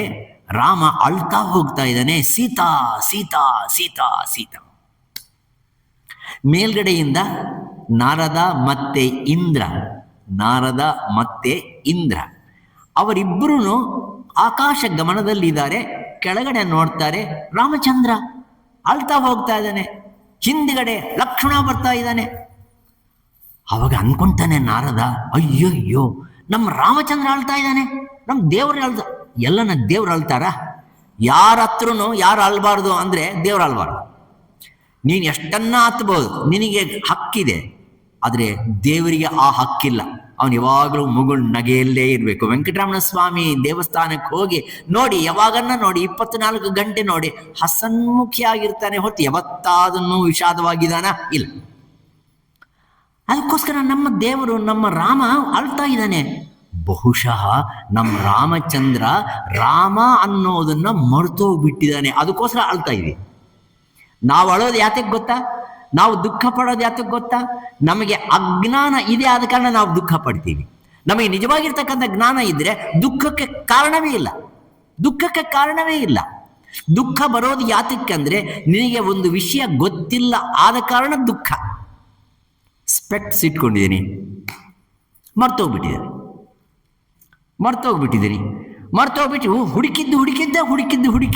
ಹುಡುಕಿದ್ದೆ ಹೆಂಡತಿ ಕಾಣಿಸಲು, ಅಷ್ಟು ಅರ್ಥ ಆಗಲ್ವೇನೆ, ನನ್ನ ಸ್ಪೆಕ್ಟ್ಸ್ ಎಲ್ಲಿ ಇಟ್ಟುಬಿಟ್ಟಿದ್ದೀನಿ? ಕೋಪ, ತಾಪ, ಮೇಲ್ಗಡೆ ಏನು ಆರ್ಭಾಟ, ಏನು ಹುಡುಕ್ತಾ ಇದ್ದೀರಿ ಅಂತಂದು ಹೆಂಡತಿ ಕೇಳ್ತಾಳೆ. ನನ್ನ ಸ್ಪೆಕ್ಟ್ಸ್ ಎಲ್ಲಿಟ್ಟಿದ್ದೀನಿ, ನನ್ನ ಸ್ಪೆಕ್ಟ್ಸ್ ಎಲ್ಲಿ? ನೀನು ಮೂರ್ಖ, ನೀನು ನಿನ್ನ ಮೇಲೇನೆ ಇದೆ, ನೀನು ನೋಡ್ಕೊಂಡೇ ಇಲ್ಲ. ಅರೆ ಇಲ್ಲೇ ಇದೆಯಾ? ಅಷ್ಟು ಮಾತ್ರ ಹೇಳೋಕ್ಕಾಗಲ್ವಾ? ಅದಕ್ಕೂ ಬೈಯೋದೆ. ನಿಮ್ಮ ಮುಖದ ಮೇಲೇನೆ ಇದೆ ಅಂತಂದು ಹೇಳಬೇಕೋ ಬೇಡವಾ? ನೀನು ಯಾರು ಮರ್ತಿರೋರು ಯಾರು? ಹೆಂಡತಿ ಮರ್ತಿದ್ದಾಳ, ಇವನು ಮರ್ತಿದ್ದಾರ? Same thing is happened with us. ನಾವು ಪರಬ್ರಹ್ಮ ಚೈತನ್ಯ ವಸ್ತುವಿನ ಒಂದು ಕಿರಣ ಅಂತಕ್ಕಂಥ ವಿಷಯವನ್ನು ನಾವು ಮರ್ತಿದ್ದೇವೆ. ಯಾತಕ್ಕೆ ಮಾಡ್ತೀವಿ? ಕಾರಣ ಏನು ಅಂದರೆ ನಮಗೆ ಮಾಯೆ ಪ್ರಭಾವದಿಂದ ನಾವು ಮರ್ತಿದ್ದೀವಿ. ಯಾತಕ್ಕೆ ಬಂತು ಅನ್ನೋದನ್ನ ನೀವು ವಿಶ್ಲೇಷಣೆ ಮಾಡೋದಕ್ಕೆ ಆಗೋದೇ ಇಲ್ಲ. ಅನಿರ್ವಚನೀಯವಾಗಿರ್ತಕ್ಕಂಥ ರೀತಿಯಲ್ಲಿ ಮರುವು ಬಂದಿದೆ. ಅದೇ ರೀತಿಯಾಗಿರ್ತಕ್ಕಂಥ ಮರುವು ಯಾರಿಗೆ ಬಂದಿದೆ ಅಂದರೆ ರಾಮನಿಗೆ. ನಾರದ ನೋಡ್ತಾನೆ, ನಾರದ ನೋಡಿ ಕೆಳಗಡೆ ಬಂದು, ನಾರದ ಶಿಷ್ಯನ ವೇಷದಲ್ಲಿ, ಇಂದ್ರ ಗುರುವಿನ ವೇಷದಲ್ಲಿ ಎದುರುಗಡೆ ಬರ್ತಾ ಇರ್ತಾರೆ. ರಾಮಚಂದ್ರ ಈ ಕಡೆ ಹೋಗ್ತಾ ಇದ್ರೆ ಎದುರುಗಡೆ ಬರ್ತಾ ಇದ್ದಾರೆ. ನಾರದ ಕೇಳ್ತಾನೆ, ಯಾಕಪ್ಪ ಅಳ್ತಾ ಇದೆಯಾ? ರಾಮಚಂದ್ರನ ಯಾಕಪ್ಪ ಅಳ್ತಾ ಇದೆಯಾ ಅಂದ ತಕ್ಷಣನೇ ರಾಮ ಆನ್ಸರ್ ಮಾಡ್ಬೇಕಲ್ವಾ? ರಾಮ ಆನ್ಸರ್ ಮಾಡ್ಬೇಕಾದ್ರೆ ಅಳು ನಿಲ್ಲಿಸ್ಬೇಕು, ಹಂಗೆ ಅಳ್ಬೇಕು. ನಿಲ್ಲಿಸ್ದ, ಅಳೋದಕ್ಕೆ ನಿಲ್ಲಿಸ್ದ. ಯಾಕೆ ಅಳ್ತಾ ಇದೆಯಾ? ಸೀತನ್ನು ಹುಡುಕ್ತಾ ಇದ್ದೀನಿ, ಸೀತಾ ಕಾಣಿಸ್ತಾ ಇಲ್ಲ. ಅರೇ, ನಿನ್ನ ಮೂಲ ಪ್ರಕೃತಿ ಸ್ವರೂಪಕವಾಗಿ ನಿನ್ನ ಜೊತೆಯಲ್ಲೇ ಇದ್ದಾಳೆ ಅವಳು. ನಿನ್ನನ್ನು ಬಿಟ್ಟಿಲ್ಲ. ಆದರೆ ನೀನು ಎಲ್ಲೋ ಇದ್ದಾಳೆ ಅಂತಕ್ಕಂಥ ಭ್ರಮದಲ್ಲಿ ನೀನು ಅಳ್ತಾ ಇದೀಯ. ಆಯ್ತು, ಸೀತೆ ಅಂತಂದು ಹುಡುಕ್ತಾ ಇದೆಯಲ್ಲ, ನೀನು ಯಾರು ಅಂತಂದು ಹೇಳಿದ್ರೆ ಅದಕ್ಕೆ ಆನ್ಸರ್ ಏನು ಹೇಳಬೇಕು? ರಾಮ ಹೇಳ್ದ ಸಾಮಾನ್ಯವಾಗಿ, ನೀವು ಯಾರು ಅಂತಂದು ಹೇಳಿದ್ರೆ ನೀವೇನು ಹೇಳ್ತೀರಿ? ಯತೀಶ, ನೀನು ಯಾರು ಅಂತಂದು ಹೇಳಿದ್ರೆ, ನಾನು ಯತೀಶ, ನಿಮಗೆ ಗೊತ್ತಿದೆಯಲ್ವಾ, ಬೆಳಗ್ಗೆಯಿಂದ ಸಾಯಂಕಾಲವರೆಗೂ ಕಾಣಿಸ್ಕೊತಾನೆ ಇರ್ತೀನಿ, ಎಲ್ಲ ಕೆಲಸಗಳು ಮಾಡ್ತೀನಿ, ನಿಮಗೆ ಗೊತ್ತಿದೆಯಲ್ವಾ ನಾನು ಯತೀಶ. ನಿಮ್ಮಪ್ಪ ನಿಮ್ಮಮ್ಮ ಇಟ್ಟಿರ್ತಕ್ಕಂಥ ಹೆಸರು ಯತೀಶ. ರಂಗಪ್ಪ ಅಂತಂದು ಇಟ್ಟಿದ್ರೆ ರಂಗಪ್ಪ ಆಗ್ತಾ ಇದ್ದೆ, ಬೊಮ್ಮಪ್ಪ ಅಂತಂದು ಇಟ್ಟಿದ್ರೆ ಬೊಮ್ಮಪ್ಪ ಆಗ್ತಾ ಇದ್ದೆ. ನಾರದ ಇದೇ ಮಾತು ಹೇಳ್ತಾರೆ ರಾಮಚಂದ್ರನಿಗೆ. ರಾಮ ಹೇಳ್ತಾನೆ, ನಾನು ದಶರಥ ಪುತ್ರ ರಾಮ. ಓಹೋ, ನೀನು ಯಾರು ಅಂತ ನಾನು ಕೇಳಿದ್ರೆ ನಿನ್ನ ಹೆಸರು ಹೇಳ್ತೀನಪ್ಪ ನೀನು, ABCD ರಾಮ ಅಂತಂದು. ನಿನ್ನ ಹೆಸರು ಕೇಳಿಲ್ಲಪ್ಪ ನಾನು, ನೀನು ಯಾರು ಅಂತ ಕೇಳಿದೆ. It is such a direct question that pierces into the heart. ಆ ಹೃದಯಕ್ಕೆ ಅಂಟ್ಕೊಳ್ಳುತ್ತೆ ಆ ಪ್ರಶ್ನೆ. ನೀನು ಯಾರು ಅಂತಂದು ಹೇಳಿದ್ರೆ, ಕಸ್ತ್ವಂ ಕೋಹಂ ಕುತ ಆಯಾತಃ ಕಾಮೇ ಜನನೀ ಕೋಮೇ ತಾತಃ ಇತಿ ಪರಿಭಾವಿತ ನಿಜ ಸಂಸಾರಃ ಸರ್ವಂ ತ್ಯಕ್ತ್ವಾ ಸ್ವಪ್ನ ವಿಚಾರಃ ಭಜ ಗೋವಿಂದಂ ಭಜ ಗೋವಿಂದಂ ಗೋವಿಂದಂ ಭಜ ಮೂಢಮತೆ ಸಂಪ್ರಾಪ್ತೆ ಸನ್ನಿಹಿತೆ ಕಾಲೇ ನಹಿ ನಹಿ ರಕ್ಷತಿ ಡುಕೃಂ ಕರಣಿ. ಶಂಕರ ಭಗವತ್ಪಾದರು, ಕಸ್ತ್ವಂ, ನೀನು ಯಾರು? ನೀನು ಎಲ್ಲಿಂದ ಬಂದೆ? ನೀನು ಎಲ್ಲಿ ಹೋಗ್ತೀಯ? ನಿನ್ನ ತಂದೆ ತಾಯಿ ಅಂದರೆ ಯಾರು? ಮೂಲವಾಗಿರ್ತಕ್ಕಂಥ ಪ್ರಶ್ನೆಗಳಿವು. ಆ ಪ್ರಶ್ನೆಗಳಲ್ಲಿ ಮೊದಲನೇ ಪ್ರಶ್ನೆ ಕೇಳ್ತಾನೆ ನಾರದ ರಾಮನನ್ನು, ನೀನು ಯಾರು? ಅವಾಗ ನಿನ್ನ ಹೆಸರು ಕೇಳಿಲ್ಲ, ನೀನು ಯಾರು ಅಂತ ಕೇಳಿದೆ ಅಂದ ತಕ್ಷಣ ರಾಮನಿಗೆ ಎಚ್ಚರಿಕೆ ಆಗುತ್ತೆ. ಇಷ್ಟು ತನಕ ನಿದ್ದೆಯಲ್ಲಿರುವ, ಇಷ್ಟು ತನಕ ಭ್ರಮದಲ್ಲಿ ಇರುವ ಮಾಯಾರೂಪಕವಾಗಿರ್ತಕ್ಕಂಥ ಆಚ್ಛಾದನೆ ಕಾರಣದಿಂದ ರಾಮಚಂದ್ರ ತಾನು ಯಾರು ಅನ್ನೋದು ಮರೆತಿದ್ದಾನೆ. ಇವಾಗ ಅಂತರಂಗವನ್ನು ಶೋಧನೆ ಮಾಡ್ಕೊತಾನೆ. ಹಿ ಟ್ರೈಸ್ ಟು ಇಂಟ್ರಾಸ್ಪೆಕ್ಟ್ ಹಿಮ್ಸೆಲ್ಫ್. ನಮ್ಮ ಮನಸ್ಸನ್ನು ಬಹಿರ್ಗತವನ್ನು ಮಾಡೋದು ಪ್ರವೃತ್ತಿ, ಒಳಗಡೆ ನೋಡಿಕೊಳ್ಳೋದು ನಿವೃತ್ತಿ. ಮನೋ ನಿವೃತ್ತಿ ಪರಮೋಪಶಾಂತಿ ಸತೀರ್ಥವರ್ಯ ಮಣಿಕರ್ಣಿಕಾ ಚ ಜ್ಞಾನ ಪ್ರವಾಹೋ ವಿಮಲಾ ಚ ಗಂಗಾ ಸಾಕಾಶಿಕಾಹಂ ನಿಜ ಬೋಧರೂಪಂ. ಶಂಕರ ಭಗವತ್ಪಾದಾಚಾರ್ಯರು ಆಧ್ಯಾತ್ಮ ಕಾಶಿ ಸ್ತೋತ್ರದಲ್ಲಿ ಹೇಳಿರ್ತಕ್ಕಂಥದ್ದು. ಅಂತರಂಗವನ್ನು ಪರಿಶೋಧನೆ ಮಾಡ್ಕೊತಾನೆ. ಹಿ ಟ್ರೈಸ್ ಟು ಇಂಟ್ರಾಸ್ಪೆಕ್ಟ್. ನಿನ್ನನ್ನು ನೀನು ಹುಡುಕು. ಅವಾಗ ರಾಮನಿಗೆ ಅರ್ಥ ಆಗುತ್ತೆ, ಓಹೋ, ಬಂದಿರೋರು ನಾರದ, ಇಂದ್ರ ಬಂದಿದ್ದಾರೆ. ಅವನಿಗೆ ಗೊತ್ತಾಗಿದೆ, ಸರ್ವಾಂತರ್ಯಾಮಿ, ಸರ್ವಜ್ಞ. ಅವನಿಗೆ ಗೊತ್ತಿಲ್ಲದ ಇರ್ತಕ್ಕಂಥದ್ದು ಏನಿದೆ. ಅವಾಗ ಆ ರಾಮ ಹೇಳ್ತಾನೆ, ನಾರದ ನೀನು ಯಾಕೆ ಬಂದೆ ಅಂತ ಕೇಳ್ತಾನೆ. ಈ ನಾರದ ಇನ್ನೊಂದು ವೇಷದಲ್ಲಿ ಬಂದಿದ್ದಾನಲ್ವಾ, ವೇಷ ಬದಲಾವಣೆ ಮಾಡ್ಕೊಂಡು ಬಂದಿದ್ದಾನೆ. ನಾರದ ನೀನು ಯಾಕೆ ಬಂದೆ ಅಂತಂದು ಹೇಳಿದ ತಕ್ಷಣ ನಾರದನಿಗೆ ನಾಚಿಕೆ ಆಗ್ಬಿಡುತ್ತೆ. ಅರೆ, ನಾನು ಡೈರೆಕ್ಟಾಗಿ ನಾರದನ ವೇಷದಲ್ಲಿ ಬಂದಿದ್ದೆ ಚೆನ್ನಾಗಿರ್ತಾ ಇತ್ತು. ನಾನು ವೇಷ ಬದಲಾವಣೆ ಮಾಡಿಕೊಂಡು ನಾನು ಮಾಯಾವೃತ, ನಾನು ಮಾಯಾವೃತನಾಗಿ ಬಂದಿದ್ದೇನೆ. ಅದಕ್ಕೋಸ್ಕರ ಗೊತ್ತಾಗ್ಬಿಟ್ಟಿದೆ ಈ ಮಹಾನುಭಾವನಿಗೆ ನಾನು ಯಾರು ಅನ್ನೋದು. ನಾರದ ನೀನು ಯಾಕೆ ಬಂತೆ ಅಂತ ಕೇಳ್ತಾ ಇದ್ದಾನೆ. ರಾಮ, ನಾನು ಬಂದಿದ್ದು ಕೇವಲ ನಿನಗೆ ನೆನಪು ಮಾಡಿಕೊಳ್ಳೋದಕ್ಕೆ, ಜ್ಞಾಪಕ ಮಾಡೋಕ್ಕೆ. ನೀನು ಸಾಕ್ಷಾತ್ ವೈಕುಂಠ ನಾರಾಯಣ. ನೀನು ಇಲ್ಲಿಗೆ ಬಂದು ಸೀತಾ ಸೀತಾ ಸೀತಾ ಸೀತಾ ಅಂತ ಇದೆಯಲ್ವಾ, ನೀನು ಆ ವೈಕುಂಠ ನಾರಾಯಣ. ನೀನು ತತ್ ಅಂದ್ರೇನು? ಅದು ಅಂದರೆ ಯಾರು? ನೀವು ಕಥೆ ಸರಿಯಾಗಿ ಕೇಳ್ತಾ ಇಲ್ಲ ನೀವು. ಅದು ಅಂದರೆ ಯಾರು? ಇವಾಗ ವೈಕುಂಠ ನಾರಾಯಣ ಎಲ್ಲಿದ್ದಾನೆ? ವೈಕುಂಠದಲ್ಲಿದ್ದಾನೆ. ಕುಂಠಂ ನಭವತೀತಿ ವೈಕುಂಠಂ. ಕುಂಠಂ ಅಂದರೆ ಜನ್ಮನೇ ಇಲ್ಲದಾಗಿರ್ತಕ್ಕಂಥದ್ದು ಯಾವುದಿದೆಯೋ ಅದು ವೈಕುಂಠ. ಅಲ್ಲಿ ಹೋದರೆ ಮತ್ತೆ ಬರೋದೇ ಇಲ್ಲ. ಬರೋದಾದರೆ ಅಲ್ಲಿ ಹೋಗೋದೇ ಇಲ್ಲ. ಅದಕ್ಕೋಸ್ಕರನೇ ವೈಕುಂಠ ಅಂದರೆ ಯಾವ ಕುಂಠಂ ನಭವತೀತಿ ವೈಕುಂಠಂ, ಎಲ್ಲಿ ಮತ್ತೆ ಜನನವು ಅನ್ನೋದು ಇಲ್ಲವೋ, ಜನನ ಮರಣ ರೂಪಕವಾಗಿರುವ ಸಂಸಾರಕ್ಕೆ ಸ್ವಸ್ತಿ, ಒಂದೇ ಸಾರ್ತಿ ಸ್ವಸ್ತಿ ಹೇಳಿ ಆ ಜಾಗಕ್ಕೆ ಹೋದ ತಕ್ಷಣ ಮತ್ತೆ ಬರೋದಿಲ್ಲ. ನ ತದ್ ಭಾಸಯತೆ ಸೂರ್ಯೋ ನ ಶಶಾಂಕೋ ನ ಪಾವಕಃ ಯದ್ಗತ್ವಾನ್ ನ ನಿವರ್ತಂತೆ ತದ್ಧಾಮ ಪರಮಂ ಮಮ. ಗೀತಾವಚನ 15ನೇ ಅಧ್ಯಾಯದಲ್ಲಿದೆ. ನ ತದ್ ಭಾಸಯತೆ ಸೂರ್ಯೋ, ಅಲ್ಲಿಯ ಸೂರ್ಯನು ಕಾಂತಿ ಹೋಗೋದಿಲ್ಲ, ಸೂರ್ಯ ಪ್ರಕಾಶಮಾನ ಆಗೋದಿಲ್ಲ ಅಲ್ಲಿ. ನ ಶಶಾಂಕೋ, ಚಂದ್ರನೂ ಹೋಗೋದಿಲ್ಲ. ಯದ್ಗತ್ವಾನ್ ನಿವರ್ತಂತೆ, ಒಂದು ಸಾರ್ತಿ ಹೋದರೆ ಮತ್ತೆ ಬರೋದೇ ಇಲ್ಲ.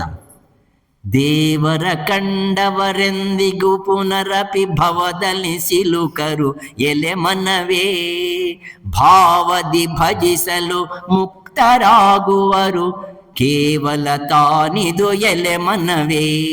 ನರಹರಿ ಸದ್ಗುರು ಸ್ವಾಮಿಗಳು ಬರೆದರು. ಆದ ಕಾರಣ ಆ ವೈಕುಂಠ ನಾರಾಯಣನೇ ನೀನು. ತತ್ ನೀನು ಅನ್ನೋದಕ್ಕೆ ತ್ವಂ ಆಗಿದ್ದೀಯಾ. ತತ್ ತ್ವಂ ಅಸಿ ಆಗಿದ್ದೀಯಾ. ಇದು ತತ್ವಮಸಿ ಮಹಾವಾಕ್ಯ. ಮತ್ತೆ ತತ್ವಮಸಿ ಮಹಾವಾಕ್ಯವನ್ನು ಗುರು ಏನು ಹೇಳ್ತಾ ಇದ್ದಾನೆ ಅಂದರೆ, ಯಾವ ಬ್ರಹ್ಮವಸ್ತು ಅಂತಂದ ನಾನು ಬಿಗಿನಿಂಗ್ನಲ್ಲಿ ಹೇಳಿದ್ದೇನೋ ತತ್ ಅದೇ ನೀನು ಆಗಿದ್ದೀಯಾ. ಆದ ಕಾರಣನೇ ಈ 3ನೇ ವಾಕ್ಯದಲ್ಲಿನೂ ಹೇಳಲ್ಪಟ್ಟಿರ್ತಕ್ಕಂಥ ವಿಷಯ ಯಾವುದು ಅಂದರೆ ಬ್ರಹ್ಮವಸ್ತುವೆ. ಮೊದಲನೇ ವಾಕ್ಯದಲ್ಲಿ ಬ್ರಹ್ಮವಸ್ತುವೆ, 2ನೇ ವಾಕ್ಯದಲ್ಲಿ ಬ್ರಹ್ಮವಸ್ತುವೆ, 3ನೇ ವಾಕ್ಯದಲ್ಲಿ ಬ್ರಹ್ಮವಸ್ತುವೆ, ಇನ್ನು 4ನೇದಲ್ಲಿ ಆ ಶಿಷ್ಯ ಅಂದುಕೊಂತಾನೆ ಅಹಂ ಬ್ರಹ್ಮಾಸ್ಮಿ. ನಾನಿನ್ಯಾರೋ ಅಲ್ಲ. ನಾನು ಯಾರು? ಸಚ್ಚಿದಾನಂದ ರೂಪಕವಾಗಿರ್ತಕ್ಕಂಥ ಪರಬ್ರಹ್ಮ ಚೈತನ್ಯ ವಸ್ತುವೆ ನಾನಾಗಿದ್ದೇನೆ, ನಾನಾಗಿದ್ದೇನೆ, ನಾನಾಗಿದ್ದೇನೆ. ಮತ್ತೆ ಅಹಂ ಬ್ರಹ್ಮಾಸ್ಮಿ ಇಲ್ಲಿನೂ ಹೇಳಲ್ಪಟ್ಟಿರ್ತಕ್ಕಂಥ ವಾಕ್ಯ ಯಾವುದು? ಬ್ರಹ್ಮವಸ್ತುವೆ. ಅದಕ್ಕೋಸ್ಕರ ಹೇಳ್ತಾನೆ, ಉಪನಿಷತ್ತಿನಲ್ಲಿ ಹೇಳಲ್ಪಟ್ಟಿರ್ತಕ್ಕಂಥ ಪ್ರತಿಯೊಂದೂ ಬ್ರಹ್ಮವಸ್ತುವೇ ಹೊರತು ಇನ್ಯಾವ ವಿಷಯವೂ ಇಲ್ಲ. ಈ 4 ವಾಕ್ಯಗಳು, 4 ಉಪನಿಷತ್ತುಗಳು, 4 ವೇದಗಳು, ವೇದಗಳಲ್ಲಿ ಎಲ್ಲ ಹೇಳಲ್ಪಟ್ಟಿರ್ತಕ್ಕಂಥ ವಿಷಯ ಯಾವುದು? What is the subject matter? The subject matter is the divine, the self. The self is the divine, divine is the self. ಬ್ರಹ್ಮೇತರವಾಗಿರ್ತಕ್ಕಂಥ ವಿಷಯಗಳು ಯಾವುದೂ ಇಲ್ಲ. ಆದ ಕಾರಣವೇ ಈ ಉಪನಿಷತ್ತುಗಳಲ್ಲಿ ಹೇಳಲ್ಪಟ್ಟಿರ್ತಕ್ಕಂಥ ಪ್ರತಿಯೊಂದು ವಸ್ತುವು ಬ್ರಹ್ಮವಸ್ತುವೇ ಹೊರತು ಅನ್ಯವಲ್ಲ. ಅದು ಅಷ್ಟೇ ಅಲ್ಲ, ಮಮಾ ಬ್ರಹ್ಮ ನಿರಾಕರೋತ್, ನಾನು ಆ ಬ್ರಹ್ಮ ವಸ್ತುವನ್ನು ನಿರಾಕರಣೆ ಮಾಡೋದಿಲ್ಲ. ನೀನೇನು ಮಾಡೋದು ನಿರಾಕರಣೆ? ಇಲ್ಲಿ ನೀನು ನೀನು ನೀನು ಅಂದರೆ ದೇಹ ತಾದಾತ್ಮ್ಯದಿಂದ ನಾವು ನಾನು ನಾನು ನಾನು ಅಂತ ಇದ್ದೀವಿ. ನಾನು ಅಂತ ತಕ್ಷಣ ನನಗೆ ಅರ್ಥ ಆಗೋದು ಈ ಶರೀರ, ಈ ಶರೀರದ ಒಳಗಡೆ ಇನ್ನೊಂದು ಶರೀರ, ಅದರಲ್ಲಿ ಒಳಗೆ ಇನ್ನೊಂದು ಶರೀರ, ಇದೆಲ್ಲ ಸೇರಿರ್ತಕ್ಕಂಥದ್ದು ನಾನು ಅಂತ ನಾನು ಭ್ರಮಿಸಿದ್ದೇನೆ. ಈ ಭ್ರಮಾರೂಪಕವಾಗಿರ್ತಕ್ಕಂಥ ನಾನು ಇದೆಯಲ್ವಾ, ದೇಹ ಭ್ರಾಂತಿಯಿಂದ ಕೂಡಿರ್ತಕ್ಕಂಥ ನಾನು ಅನ್ನೋದಿದೆಯಲ್ವಾ, ಈ ಬ್ರಹ್ಮ ವಸ್ತುವನ್ನು ನಿರಾಕರಣ ಮಾಡೋದಕ್ಕೆ ಆಗೋದಿಲ್ಲ. ಕಾರಣ ಇರೋದೇ ಬ್ರಹ್ಮವಸ್ತು. ಬ್ರಹ್ಮವಸ್ತುವನ್ನು ಬಿಟ್ಟು ಈ ಜಗತ್ತಿನಲ್ಲಿ, ಈ ವಿಶ್ವದಲ್ಲಿ ಏನೂ ಇಲ್ಲ. ಈಶಾವಾಸ್ಯಮಿದಂ ಸರ್ವಂ ಯತ್ಕಿಂಚಿತ್ ಜಗತ್ಯಾಂ ಜಗತ್. ಆದ ಕಾರಣ ಎಲ್ಲವೂ ಬ್ರಹ್ಮವಸ್ತುವೇ ಆಗಿರುವಾಗ ಒಂದು ಬ್ರಹ್ಮವಸ್ತುವಿನಿಂದ ಇನ್ನೊಂದು ಬ್ರಹ್ಮವಸ್ತುನ ನೀನು ಅಲ್ಲ ಇಲ್ಲ ಅಂತಂದು ಹೇಳೋಕ್ಕಾಗತ್ತಾ? ಇರೋದೇ ಒಂದೇ ವಸ್ತುವನ್ನೇ ಇನ್ನೊಂದು ವಸ್ತುವಾಗಿ ಇಲ್ಲ ಅಂತಂದು ಹೇಳೋದಾದರೆ ಖಂಡಿತವಾಗಿ ಅದು ಅಜ್ಞಾನವೋ ಜ್ಞಾನವೋ? ಅಜ್ಞಾನ. ಆದ ಕಾರಣ ನಾನು ಆ ಬ್ರಹ್ಮವಸ್ತುವನ್ನು ನಿರಾಕರಣೆ ಮಾಡುವುದಿಲ್ಲ. ಹಾಗೆಯೇ ಆ ಬ್ರಹ್ಮವಸ್ತು ನನ್ನನ್ನು ನಿರಾಕರಣೆ ಮಾಡೋದು ಬೇಡ. ಕಾರಣ ಏನಂದರೆ ಆ ವಸ್ತುವು ಬೇರೆ ಅಲ್ಲ, ನೀನು ಬೇರೆ ಅಲ್ಲ. ಈ ಎರಡು ಒಂದೇ ಹೊರತು ಅನ್ಯವಲ್ಲ. ಶಂಕರ ಭಗವತ್ಪಾದಾಚಾರ್ಯರು ಆತ್ಮೀಯರೇ, ಕಾಶಿಪಟ್ಟಣದಲ್ಲಿ ಅವರು ಸ್ನಾನವನ್ನು ಮಾಡಿ ಮೇಲೆಗೆ ಬರ್ತಾ ಇದ್ದಾರೆ. ಮೇಲ್ಗಡೆಯಿಂದ ಒಬ್ಬ ಚಾಂಡಾಲ ರೂಪಿಣಂ ದೃಷ್ಟ ವಿಶ್ವೇಶ್ವರನೇ ಚಾಂಡಾಲ ರೂಪಿಣಂ ದೃಷ್ಟ ಮತ್ತೆ ಬಂದು ನೋಡಿದ ತಕ್ಷಣ ಶಂಕರಾಚಾರ್ಯ ಏನು ಹೇಳಿದ್ರು? ಗಚ್ಚ ಗಚ್ಚ, ಪಕ್ಕಗೆ ತೊಲಗು ಅಂತಂದು ಯಾರು ಹೇಳಿದ್ರು? ಶಂಕರ.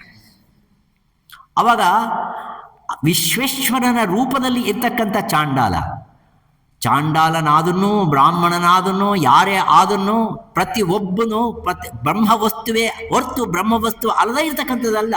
ಆ ಚಾಂಡಾಲ ರೂಪದಲ್ಲಿ ಇರ್ತಕ್ಕಂಥ ಆ ಬ್ರಹ್ಮ ಚೈತನ್ಯ ವಸ್ತುವಿನ ಆ ವಿಶ್ವೇಶ್ವರನು ಕೇಳ್ತಾನೆ, ಅಪ್ಪ ಯಾರನ್ನ ಗಚ್ಚೇತಿ ಚಾಬ್ರವೀತ್, ನೀನು ಯಾರನ್ನ ಪಕ್ಕಕ್ಕೆ ಹೋಗು ಅಂತ ಕೇಳ್ತಾ ಇದೀಯ ನೀನು? ಅನ್ನಮಯ ಅಥವಾ ಚೈತನ್ಯಮೇವ ಚೈತನ್ಯಾತ್ ದ್ವಿಜವರ ದೂರೀಕರ್ತುಂ ವಾಂಛಸಿ ಕಿಂ. ಅಯ್ಯ, ನಿನ್ನ ಶರೀರವು ಅನ್ನಮಯ ಶರೀರವೇ, ನನ್ನ ಶರೀರವು ಅನ್ನಮಯ ಶರೀರವೇ. ಓಹೋ, ನಿನ್ನ ಅನ್ನಮಯ ಶರೀರದಿಂದ ನನ್ನ ಅನ್ನಮಯ ಶರೀರವನ್ನು ಪಕ್ಕಕ್ಕೋಗು ಅಂತಂದು ಹೇಳ್ತಾ ಇದೆಯೋ. ಆ ಅನ್ನಮಯ ಶರೀರದಲ್ಲಿ ಬಚ್ಚಿಟ್ಕೊಂಡಿರ್ತಕ್ಕಂಥ ಇನ್ನೊಂದು ಶರೀರ ಇದೆ, ಅದು ಯಾವುದದು? ಪ್ರಾಣಮಯ ಕೋಶ. ನಿನ್ನ ಪ್ರಾಣಮಯ ಕೋಶದಿಂದ ನನ್ನ ಪ್ರಾಣಮಯ ಕೋಶವನ್ನು ಪಕ್ಕಕ್ಕೋಗು ಅಂತಂದು ಹೇಳ್ತಾ ಇದೆಯೋ. ಮನೋಮಯ ಕೋಶದಿಂದ ಮನೋಮಯ ಕೋಶವನ್ನು ಪಕ್ಕಕ್ಕೋಗು ಅಂತ ಹೇಳ್ತಾ ಇದೆಯೋ. ವಿಜ್ಞಾನಮಯ ಕೋಶದಿಂದ ವಿಜ್ಞಾನಮಯ ಕೋಶನೋ, ಆನಂದಮಯ ಕೋಶದಿಂದ ಆನಂದಮಯ ಕೋಶನೋ? ಯಾವ ಕೋಶದಿಂದ ಯಾವ ಕೋಶವನ್ನು ಪಕ್ಕಕ್ಕೋಗು ಅಂತಂದು ಹೇಳ್ತಾ ಇದೆಯಾ ಸ್ವಾಮಿ? ಅಥವಾ ಚೈತನ್ಯಮೇವ ಚೈತನ್ಯಾತ್, ಕಾಣಿಸ್ತಕ್ಕಂಥದ್ದು ಪಂಚಕೋಶಯುಕ್ತವಾಗಿರ್ತಕ್ಕಂಥ ಈ ಶರೀರ, ಇರತಕ್ಕಂಥದ್ದು ಒಂದು ಚೈತನ್ಯ ಇದೆ. ನಿನ್ನಲ್ಲಿ ಚೈತನ್ಯ ಇದೆ, ನನ್ನಲ್ಲಿ ಚೈತನ್ಯ ಇದೆ. ಚೈತನ್ಯದಿಂದ ಚೈತನ್ಯವನ್ನು ಪಕ್ಕಕ್ಕೋಗುವಂತ ಇದೆಯಾ? ಯತಿವರ ದೂರೀಕರ್ತುಂ ವಾಂಛಸಿ, ದೂರ ಹೋಗು ಅಂತಂದು ನೀನು ಅಭಿಲಾಷ ಪಡ್ತಾ ಇದೆಯಲ್ವಾ, ಏನದು? ಅವಾಗ ಶಂಕರರಿಗೆ ಎಚ್ಚರಿಕೆ ಆಗುತ್ತೆ. ಈ ಮಾತು ಕೇಳಿದ ತಕ್ಷಣನೇ ನಾರದನ ಯಾವ ರೀತಿಯಾಗಿ ಹೇಳಿದ್ರೋ, ಇಲ್ಲಿ ಚಂಡಾಲ ರೂಪದಲ್ಲಿ ಇರ್ತಕ್ಕಂಥ ವಿಶ್ವೇಶ್ವರನ ಈ ಮಾತು ಕೇಳಿದ ತಕ್ಷಣನೇ ಶಂಕರರಿಗೆ ಯೋಚನೆ ಬರುತ್ತೆ. ಅರೆ ಎಂಥ ತಪ್ಪು ಮಾಡಿಬಿಟ್ಟೆ ನಾನು ತಪ್ಪು ಮಾಡಿಬಿಟ್ಟೆ. ಈ ಅಜ್ಞಾನ ಶಂಕರನಿಗೆ ಯಾಕೆ ಬಂತು? ಯಾರನ್ನು ಕ್ವಶನ್ ಮಾಡ್ಬೋದಲ್ವಾ? ತರ್ಕ ಮಾಡೋದಕ್ಕೆ ಬೇಕಾಷ್ಟು ತರ್ಕ ಮಾಡೋರು ಜನ ಇದ್ದಾರೆ. ಅಲ್ಲರಿ, ನೀವು ಹೇಳ್ತೀರಾ ಅದ್ವೈತ ಸಿದ್ಧಾಂತ ಹೇಳಿರ್ತಕ್ಕಂಥ ಶಂಕರಾಚಾರ್ಯ ಅಂತೀರಿ, ಅವ್ರಿಗೇನೇ ಇಂಥ ಬಂತಲ್ರಿ, ಅವ್ರಿಗೆ ಈ ಅಜ್ಞಾನ ಬಂತಲ್ರಿ. ಯಾರಿಗೆ ಮಾತ್ರ ಅಜ್ಞಾನ ಬರದೇ ಇರುತ್ತೆ, ಯಾರಿಗೆ ಬೇಕಾದ್ರೂ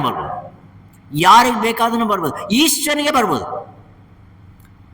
ಅಂಥ ಸಂದರ್ಭದಲ್ಲಿ ಶಂಕನಿಗೆ ಆ ಕ್ಷಣದಲ್ಲಿ ಮಾಯ ಆವೃತವಾಗಿರ್ತಕ್ಕಂಥದ್ದು.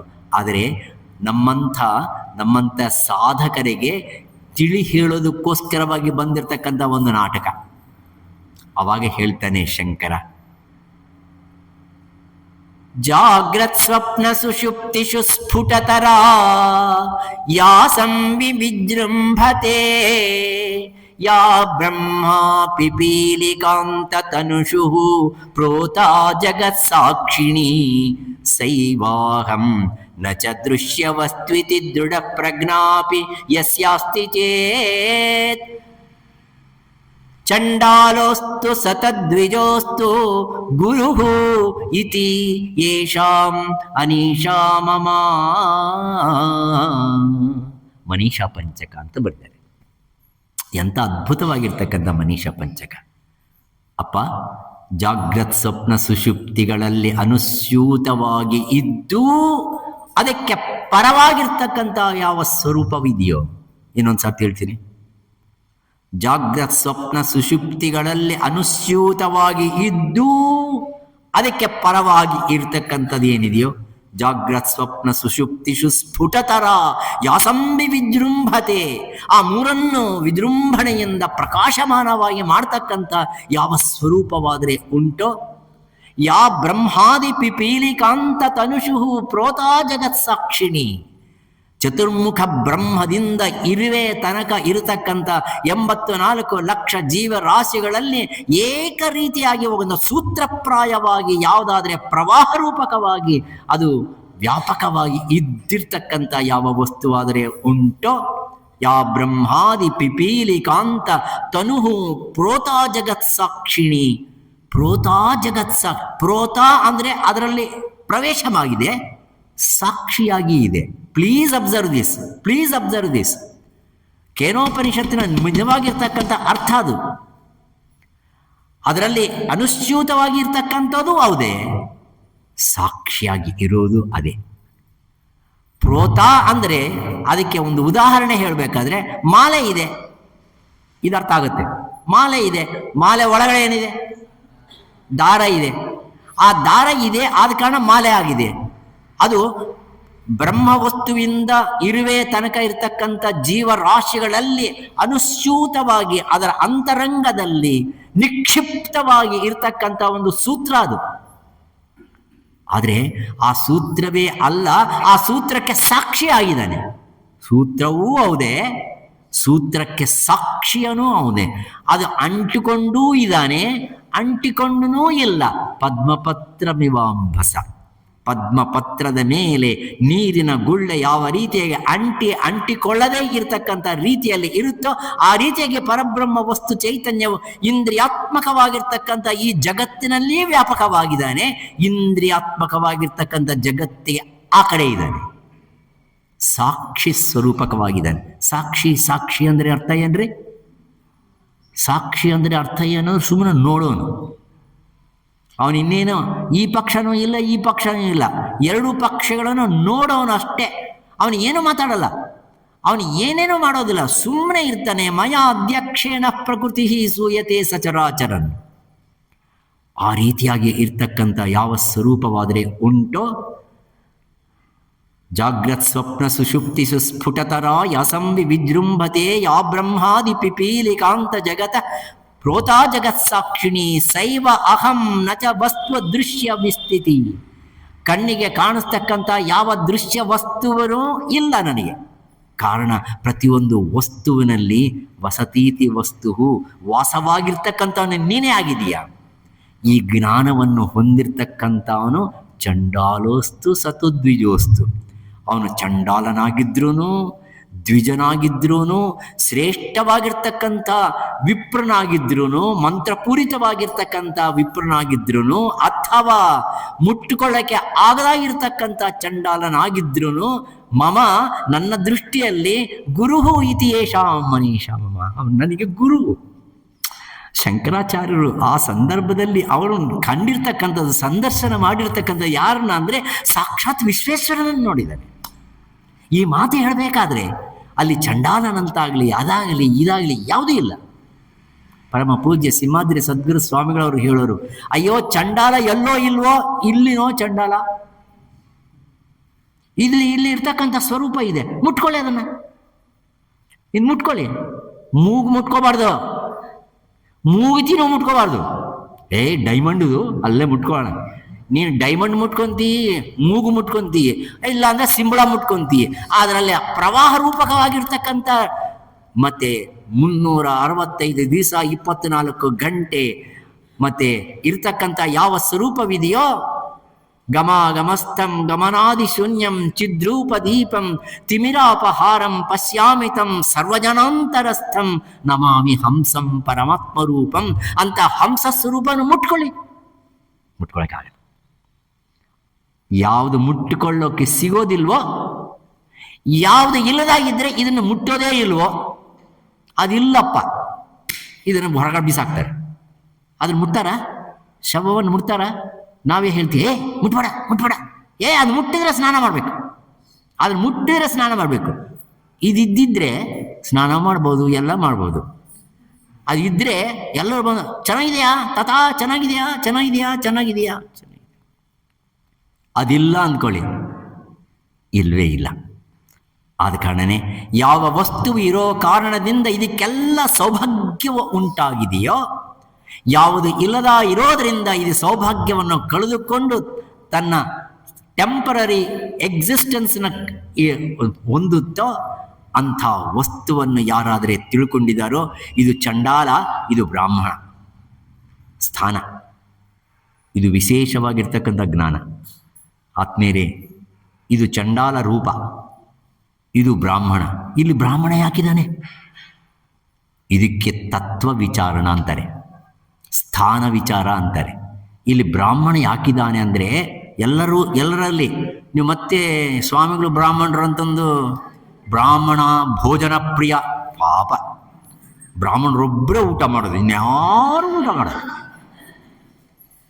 ನನಗಂದ್ರೆ ಊಟ ಮಾಡೋರು ಬೇಕಾಷ್ಟು ಜನ ಇದ್ದಾರೆ, ಆದರೆ ಇದೇ ಊಟ ಮಾಡೋದು. ಯಾರನ್ನ ಊಟ ಮಾಡಲಿ, ಇದೇ ಊಟ ಮಾಡೋದು. ಇಲ್ಲಿ ಊಟ ಹಾಕ್ತೀರಾ, ಇಲ್ಲ ಇನ್ನೆಲ್ಲಿ ಊಟ ಹಾಕ್ತೀರಿ, ಇಲ್ಲ ಊಟ ಹಾಕೋದೇ ಇಲ್ಲಿ. ಆದ ಕಾರಣನೇ ಇಲ್ಲಿ ಮಂತ್ರಗಳು ದಾನವನ್ನು ಕೊಡೋದು, ಜ್ಞಾನವನ್ನು ಕೊಡೋದು, ಆ ಜ್ಞಾನವನ್ನು ಸ್ವೀಕಾರ ಮಾಡೋದು, ದಾನವನ್ನು ಮಾಡೋದು, ದಾನ ಸ್ವೀಕಾರ ಮಾಡೋದು, ಅಷ್ಟೇ ಅಲ್ಲ, ಯಜ್ಞವನ್ನು ಮಾಡಿಸ್ತಕ್ಕಂಥದ್ದು ಈ ಷಟ್ಕರ್ಮಗಳು ಎಲ್ಲಿ ನಡೆಯುತ್ತೆ ಅಂದರೆ ಇಲ್ಲೇ ನಡೆಯೋದು. ನಿಮ್ಮಲ್ಲಿ ಇದೆ. ನಿಮ್ಮಲ್ಲಿರ್ತಕ್ಕಂಥ ಈ ಸ್ಥಾನ ಬ್ರಾಹ್ಮಣನ ಸ್ಥಾನ, ಇದು ಚಂಡಾಲನ ಸ್ಥಾನ. ಇಲ್ಲಿ ಇದು ನಿರಾಕಾರ, ಇದು ಸಾಕಾರ. ಇದು ನಿರ್ಗುಣ, ಇದು ಸಗುಣ. ನಿರಾಕಾರ ಸಾಕಾರ ಓಂಕಾರ ಗಮ್ಯಂ ಚಿದಾನಂದ ರೂಪ ಶಿವೋಹಂ. ಇದು ಅಂತರಾರ್ಥ ನೋಡಿ. ಬಾಹ್ಯಾರ್ಥದಲ್ಲಿ ಒಬ್ಬ ಚಂಡಾಲ ಒಬ್ಬ ಬ್ರಾಹ್ಮಣ ಹಿಡ್ಕೊಂಡು ಬಂದು ಇವರಿಬ್ಬರು ನನಗೂ ಗುರುಗಳು ಅಂದಿದ್ದು ಒಂದು ರೀತಿ, ಅದು ಸಾಮಾನ್ಯ ಜ್ಞಾನ. ಅದು ವಿಶೇಷ ಜ್ಞಾನ. ಇದು ಗುರುಸ್ವರೂಪವೇ, ಇದು ಗುರುಸ್ವರೂಪವೇ. ಇದು ಮೌನ ಸ್ವರೂಪ, ಇದು ಮಾತಾಡೋ ಸ್ವರೂಪ. ಗುರುಗಳು ಮಾತಾಡ್ಬೇಕಂತೆ, ಗುರುಗಳು ಮೌನವಾಗಿ ಇರಬಾರ್ದು. ಗುರುಗಳು ಮೌನವಾಗಿ ಇದ್ಬಿಟ್ರೆ ಇರ್ಲಿ ಬಿಡಪ್ಪ, ಯಾವ ಮಾತಾಡೋದೇ ಬೇಡ ಅವ್ರ ಹತ್ರ. ಮಂಗಳವಾರ ತ್ಯಾಗಮಯ್ಯ ಅವರು ಮಾತಾಡೋದಿಲ್ಲ. ಅವತ್ತಿನ ದಿನ ಯಾರನ್ನ ಬಂದು ಮಾತಾಡಿಸ್ತೀರಾ? ಮಾತಾಡ್ಸೋದಿಲ್ಲ. ನೀವು ಸುಮ್ಮನೆ ಇದ್ದರೆ ನೀವು ಮಾತಾಡಿ ಹೋಗ್ತೀರಿ. ನೀವು ಸುಮ್ಮನೆ ಇರೋದೇ ಇಲ್ಲ. ಒಂದಿನ ಇರ್ರಿ, ನೀವು ಗೊತ್ತಾಗುತ್ತೆ ಮೌನವಾಗಿರೋದು ಎಷ್ಟು ಕಷ್ಟ ಇರುತ್ತೆ ಅನ್ನೋದು. ಇದು ಮೌನ, ಇದು ಶಬ್ದ. ಇದು ನಿರಾಕಾರ, ಇದು ಸಾಕಾರ. ಇದು ನಿರ್ಗುಣ, ಇದು ಸಗುಣ. ಇದು ಅವ್ಯಕ್ತ, ಇದು ವ್ಯಕ್ತ. ಇದಕ್ಕಂದ್ರೆ ನಾನು ಇನ್ನೇನು ಹೇಳಿ ಭಗವಂತ ಇಲ್ಲಿದ್ದಾನಾ ಇಲ್ವಾ ಹೇಳಿ?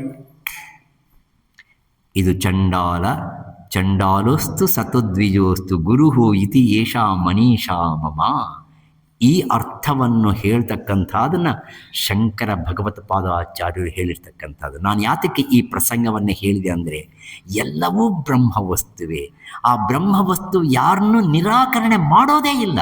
ನಿರಾಕರಣೆ ಮಾಡೋದಕ್ಕೆ ಇನ್ನೊಂದು ವಸ್ತುವೇ ಇಲ್ಲ. ನಾನು ನಿರಾಕರಣೆ ಮಾಡ್ತಾ ಇದ್ದೀನಿ ಅಂದರೆ ಇದು ಬೇರೆ, ನಾನು ಬೇರೆ, ಆವಾಗ ನಿರಾಕರಣ. ಎಲ್ಲ ಇರೋದೇ ನಾನಾಗಿದ್ದರೆ ನನ್ನನ್ನು ನಾನು ನಿರಾಕರಣೆ ಮಾಡೋದಂಥದ್ದು, ನನ್ನನ್ನು ನಾನು ನಿರಾಕರಣೆ ಮಾಡೋದು ಅಂದರೆ ಅರ್ಥಹೀನ. ನನ್ನನ್ನು ನಾನು ನಿರಾಕರಣೆ ಮಾಡೋಕ್ಕೆ ಆಗೋದಿಲ್ವೋ, ಬ್ರಹ್ಮ ವಸ್ತುವನ್ನು ನಾನು ನಿರಾಕರಣೆ ಮಾಡೋದಕ್ಕೆ ಆಗೋದಿಲ್ಲ. ಬ್ರಹ್ಮ ವಸ್ತುವನ್ನು ನನ್ನನ್ನು ನಿರಾಕರಣೆ ಮಾಡೋದಕ್ಕೆ ಆಗೋದಿಲ್ಲ. ಆದ ಕಾರಣ ನಿರಾಕರಣ ಅನ್ನೋದೇ ಇಲ್ಲ. ಅಷ್ಟೇ ಅಲ್ಲ, ಈ ಉಪನಿಷತ್ತುಗಳಲ್ಲಿ ಹೇಳಲ್ಪಟ್ಟಿರ್ತಕ್ಕಂಥ ಯಾವ ಧರ್ಮ ಸೂಕ್ಷ್ಮತೆ ಇದೆಯೋ, ಯಾವ ಸದ್ಗುಣ ಸಂಪತ್ತಿದೆಯೋ, ಆ ಸದ್ಗುಣ ಸಂಪತ್ತಿಯನ್ನೆಲ್ಲವನ್ನು ಭಗವಂತ ನನಗೆ ದಯಪಾಲಿಸು ಸ್ವಾಮಿ, ನನಗೆ ದಯಪಾಲಿಸು. ಇದನ್ನು ಕೇಳ್ತಾ ಇದ್ದಾನೆ ಶಾಂತಿ ಮಂತ್ರದಲ್ಲಿ. ಶಾಂತಿ ಮಂತ್ರದಲ್ಲಿ ಎಷ್ಟು ಅರ್ಥ ಇದೆ ನೋಡಿ. ನನಗೆ ಏನು ಬೇಕಾಗಿದೆ? ನನಗೇನೂ ಬೇಕಾಗಿಲ್ಲ. ಈ ಉಪನಿಷತ್ತಿನಲ್ಲಿ ವೇದಗಳಲ್ಲಿ ಇರತಕ್ಕಂಥ ಯಾವ ಸದ್ಗುಣ ಸಂಪತ್ತಿ ಆದರೆ ಉಂಟೋ ಆ ಸದ್ಗುಣ ಸಂಪತ್ತಿಯನ್ನು ನನಗೆ ಕೊಡು ಸ್ವಾಮಿ. ಯಾವ ಸದ್ಗುಣಗಳು? ವೇದದಲ್ಲಿ ಹೇಳಲ್ಪಟ್ಟಿರ್ತಕ್ಕಂಥ ಸದ್ಗುಣಗಳು ಯಾವುದು? ಅಥಾತೋ ಬ್ರಹ್ಮ ಜಿಜ್ಞಾಸ. ಗುರು ಶಿಷ್ಯರ ಮಧ್ಯದಲ್ಲಿ ಬ್ರಹ್ಮ ಜಿಜ್ಞಾಸ ಇರಬೇಕು. ಬ್ರಹ್ಮ ಜಿಜ್ಞಾಸ ಅಂದರೆ ಬ್ರಹ್ಮಸ್ವರೂಪ ಬಗ್ಗೆನೇ ನಾನು ಹೇಳಬೇಕು. ನೀವು ಕೇಳಬೇಕಾಗಿರೋ ಬ್ರಹ್ಮ ವಸ್ತು ಬಗ್ಗೆನೇ ಕೇಳಬೇಕು. ನೀವಿನ್ನೇನು ವ್ಯಾಪಾರ ಮಾಡೋದು ಹೇಗೆ, ಸ್ಟಾಕ್ ಮಾರ್ಕೆಟ್ ಹೇಗೆ, ಇದು ನೀವು ಕೇಳಲೇಬಾರ್ದು. ನಾನು ಹೇಳೋಕ್ಕೆ ಆಗೋದಿಲ್ಲ.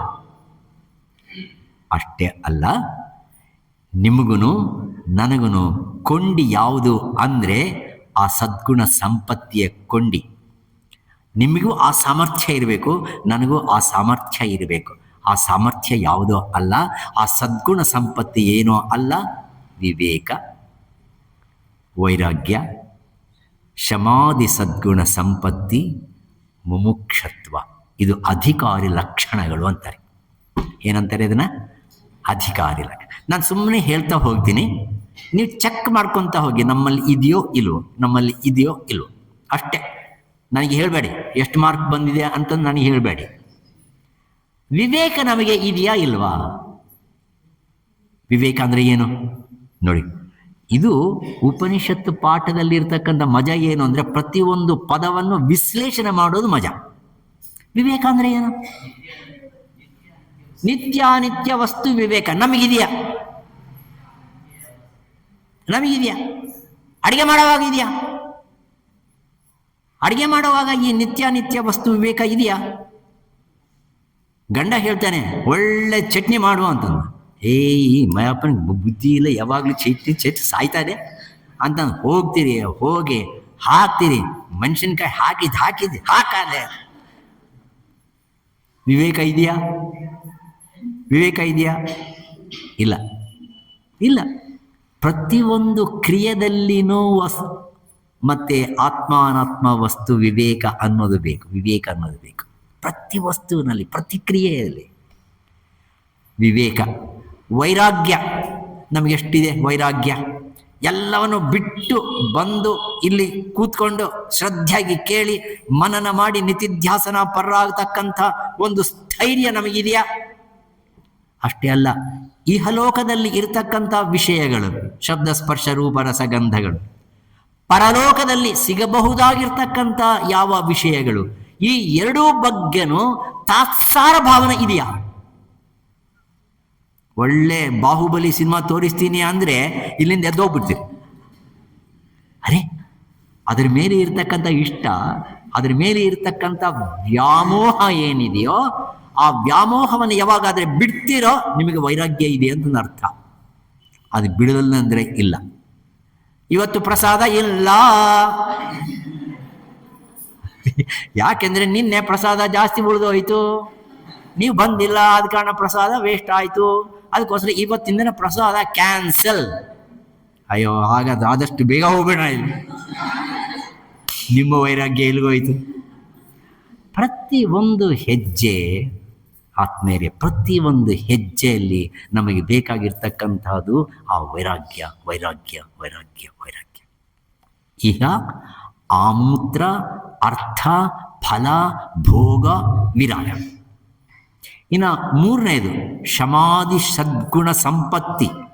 ಇದು ಸಂಪತ್ತಿ, ನಿಮ್ಮ ಹತ್ರ ಇರ್ತಕ್ಕಂಥ ಹಣ ಸಂಪತ್ತಿ ಅಲ್ಲ, ಅದು ಶಾಶ್ವತವಾಗಿರೋ ಸಂಪತ್ತಿ ಅಲ್ಲ. ನಿಜವಾಗಿರ್ತಕ್ಕಂಥ ಸಂಪತ್ತಿ ಶಮ, ಅಂತರಿಂದ್ರಿಯ ನಿಗ್ರಹ. ಜಿಲೇಬಿ ಮುಂದೆ ಇಟ್ಕೊಂಡು, ಡಯಾಬಿಟಿಕ್ಕು ಜಿಲೇಬಿ ಮುಂದೆ ಇಟ್ಕೊಂಡು ನಾನು ತಿನ್ನಲ್ಲ, ಎಷ್ಟು ಜನ ಮಾಡ್ತಾರೆ? ಅದು ಇರೋದಾದರೆ ನಿಮಗೆ ಅಂತರಿಂದ್ರಿಯ ನಿಗ್ರಹ ಇದೆ ಅಂತಂದು ಅರ್ಥ. ಆಕರ್ಷಣೀಯವಾಗಿರ್ತಕ್ಕಂಥ ಒಂದು ಪುಷ್ಪ ಇದೆ, ನೋಡಬೇಕು ಅನ್ನಿಸ್ತೆ, ನಾನು ನೋಡೋದೇ ಇಲ್ಲ. ಎಲ್ಲೋ ಮನಸ್ಸು ನಾನು ಅನ್ನಿಸ್ತೆ, ಸ್ವಲ್ಪ ನೋಡು, ನೋಡ್ಬಿಟ್ಟು ಕಣ್ಣು ಮುಚ್ಕೊ, ಹಂಗೆ ನೋ ಕಾಂಪ್ರಮೈಸ್. ನೋಡಬಾರ್ದು. ಶಬ್ದ ಆಗಬಹುದು, ಸ್ಪರ್ಶ ಆಗಬಹುದು, ರೂಪ ಆಗಬಹುದು, ರಸ ಆಗಬಹುದು, ಗಂಧ ಆಗಬಹುದು. ಇವುಗಳ ಬಗ್ಗೆ ಪೂರ್ತಿ ಆಗಿರ್ತಕ್ಕಂಥ ವಿಸ್ಮರಣೆ ಏನಿದೆಯೋ ಅದು ವೈರಾಗ್ಯ, ಅದು ಅಂತರಿಂದ್ರಿಯ ನಿಗ್ರಹ. ದಮ ಬಾಹ್ಯ ಇಂದ್ರಿಯ ವಿಗ್ರಹ. ನಮಗೆ ಹೊರಗಡೆ ಇರ್ತಕ್ಕಂಥ 5 ಇಂದ್ರಿಯಗಳಿವೆ, ಅದನ್ನು ನಿಗ್ರಹ ಮಾಡಿಯಪ್ಪ. ವಾಕ್ ನಿಗ್ರಹ ಇದೆಯಾ ನಮಗೆ? ಟೆಸ್ಟ್ ಮಾಡ್ಕೊಳ್ಳಿ. ಪಾಣಿ ನಿಗ್ರಹ ಅಂದರೆ ಒಂದು ಎಕ್ಸಾಂಪಲ್ ಹೇಳ್ಬಿಡ್ತೀನಿ. ನೀವೆಲ್ಲರೂ ಯಾರೂ ಇಲ್ಲ, ಒಂದು 500 ರೂಪಾಯಿ ಬಿದ್ದಿದೆ ಅಲ್ಲಿ, ಯಾರೂ ಇಲ್ಲ, ಮಾತಾಜಿನೂ ಇಲ್ಲ. ಇವನ್ನ ನಮ್ಮದಿಲ್ಲ, ಯಾಕಂದ್ರೆ ಅವರು ಇದ್ರೂ ಒಂದೇ, ಇಲ್ಲ ಇದ್ರೂ ಒಂದೇ, ಅವ್ರು ಕಾಣಿಸೋದೇ ಇಲ್ಲ ಅವ್ರಿಗೆ. ನಮ್ಮ ಭಾವನೆ ಅದು, ಅವ್ರಿಗೆಲ್ಲ ಕಾಣಿಸ್ತಾ ಇರುತ್ತೆ, ಗೊತ್ತಿಲ್ಲ ನಮಗೆ ಅದು. That is your foolishness. They are not seeing that ಅನ್ನೋದು, it is our ignorance, it is our ಅಜ್ಞಾನ, ಇಟ್ ಈಸ್ ಅವರ್ ಗ್ರೇಟೆಸ್ಟ್ ಅಜ್ಞಾನ. ಯಾರೂ ಇಲ್ಲ, ತಗೊಂಡ್ಬಿಡ್ತೀವಿ. ಇದು ಕೈಭದ್ರ ಇದ್ದಂಗೆನ, ಕೈಭದ್ರ ಇಲ್ದ ಇದ್ದಂಗೆನ. ಮತ್ತೆ ಪಾಣಿಗೆ ನಿಗ್ರಹ ಇದೆಯಾ? ಪಾದಗಳಿಗೆ ನಿಗ್ರಹ ಇದೆಯಾ? ಗುಹ್ಯೇಂದ್ರಿಯಕ್ಕೆ ನಿಗ್ರಹ ಇದೆಯಾ? ಗುದೇಂದ್ರಿಯಕ್ಕೆ ನಿಗ್ರಹ ಇದೆಯಾ? ಇವುಗಳಲ್ಲಿ ನಿಗ್ರಹವನ್ನು ನೀನು ಹೊಂದೋದಾದರೆ ಅದು ಸಮಾಧಿ ಸದ್ಗುಣ ಸಂಪತ್ತಿಯಲ್ಲಿ 2ನೇದು ದಮ. ತಿತಿಕ್ಷ ತುಂಬ ಕಷ್ಟ ರೀ, ತುಂಬ ಕಷ್ಟ. ವೇದಾಂತ ಹೇಳೋದಕ್ಕಂದ್ರೆ ಇವನ್ನ ನೀವು ಅನುಷ್ಠಾನ ಮಾಡೋದು ಇಂಪಾರ್ಟೆಂಟ್. ಇವುಗಳನ್ನು ಅನುಷ್ಠಾನ ಮಾಡೋದು ಅಂದರೆ ವೇದಾಂತ ಕಲಿಯೋದು ಅಂತಂದು ಅರ್ಥ. ಇನ್ನೇನೋ ಬೇರೆ ವೇದಾಂತ ಇನ್ನೊಂದು ಯಾವುದೋ ಇಲ್ಲ. ತಿತಿಕ್ಷ ಅಂದರೆ ಸುಖ ದುಃಖ ಈ 2ರಲ್ಲಿನೂ ಏಕವಾಗಿ ನೋಡ್ತಕ್ಕಂಥ ಭಾವನೆ ಏನಿದೆಯೋ ಅದು ತಿತಿಕ್ಷ. ಕಷ್ಟ ಅಲ್ವಾ? ಹೋಗ್ತಾ ಇರ್ತೀರಿ, ಯಾವನೋ ಒಬ್ಬನು ಬಂದು ಕಳ್ಳ ಸರ ಎತ್ಕೊಂಡು ಹೋಗ್ಬಿಡ್ತಾನೆ, ನಿಮ್ಮ ಚಿಲ್ಲಾಟ ನೋಡ್ಬೇಕು ಅವಾಗ. ಹೋಯ್ತಾ, ಹೋಗಿಬಿಡಿ ಅಲ್ಲೇ, ಭಾರ ಕಡಿಮೆ ಆಯಿತು ಅಂದ್ಕೊಂತೀರಾ?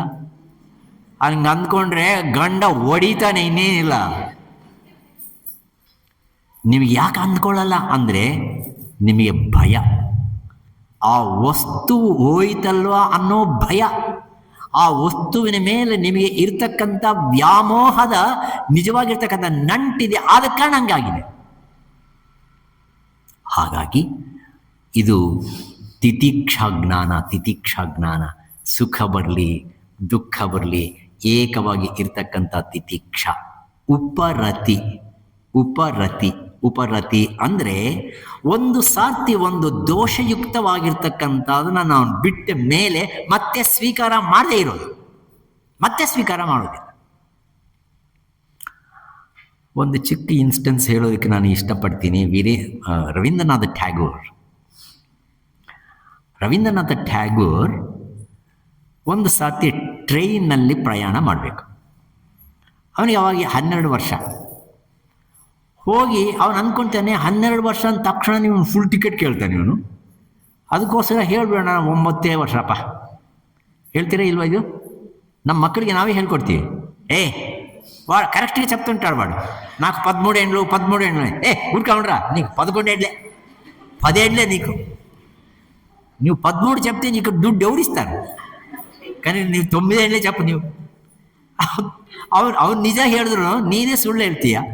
ಅವನು ಸದ್ಯ ಹೋದಿ ಚಾಕು ಅಂತ ಅರ್ಧ ಟಿಕೆಟ್. ರವೀಂದ್ರನಾಥ ಟ್ಯಾಗೋರ್ ಅರ್ಧ ಟಿಕೆಟ್ ತೊಗೊತಾನೆ. ಏನು ಹ್ಯಾಪಿಲಿ ಹಿ ಕಮ್ಸ್. ಆಮೇಲೆ ಮನೆಗೆ ಬಂದು ತಂದೆಯವರ ಹತ್ತಿರಕ್ಕೆ ಬಂದು ಹೇಳ್ತಾನೆ, ಅಪ್ಪ ನನಗೆ ತುಂಬ ಸಂತೋಷ ಆಯಿತು. I have saved at least about 10 rupees. ಯಾವ್ದೆಂಗೋ ನಾನು ಕರೆಕ್ಟಾಗಿ ಕೊಟ್ಟಿದ್ದೀನಲ್ವ ನಿನಗೆ ಹೋಗೋದಕ್ಕೆ ಬರೋದಕ್ಕೆ, 10 ರೂಪಾಯಿ ಹೆಂಗೆ ಉಳೀತೋ ನೋಡಬಾ. ಅವನು ಕೇಳ್ದ. ಅವನು ನೋಡಿದ ತಕ್ಷಣ ನನಗೇನೋ ಅನುಮಾನ ಇದೆ ಅಂತ ಅವ್ನಿಗೆ ಅಂತು. ನಾನು 9 ವರ್ಷ ಅಂತಂದು ಹೇಳ್ಬಿಟ್ಟೆ, ಸುಳ್ಳು ಹೇಳ್ಬಿಟ್ಟೆ. ಅವನು ಅರ್ಧ ಟಿಕೆಟ್ ಕೊಟ್ಟ. ಇನ್ನು ಅರ್ಧ ಟಿಕೆಟ್ ಸೊಮ್ಮು, ಆ ದುಡ್ಡು ಉಳಿಬಿಡ್ತು. ಆಗ ನೋಡಿ, ನಾನು ತಂದು ಕೊಡ್ತಾ ಇದ್ದೀನಿ. Very very sincerely I am giving it back to you.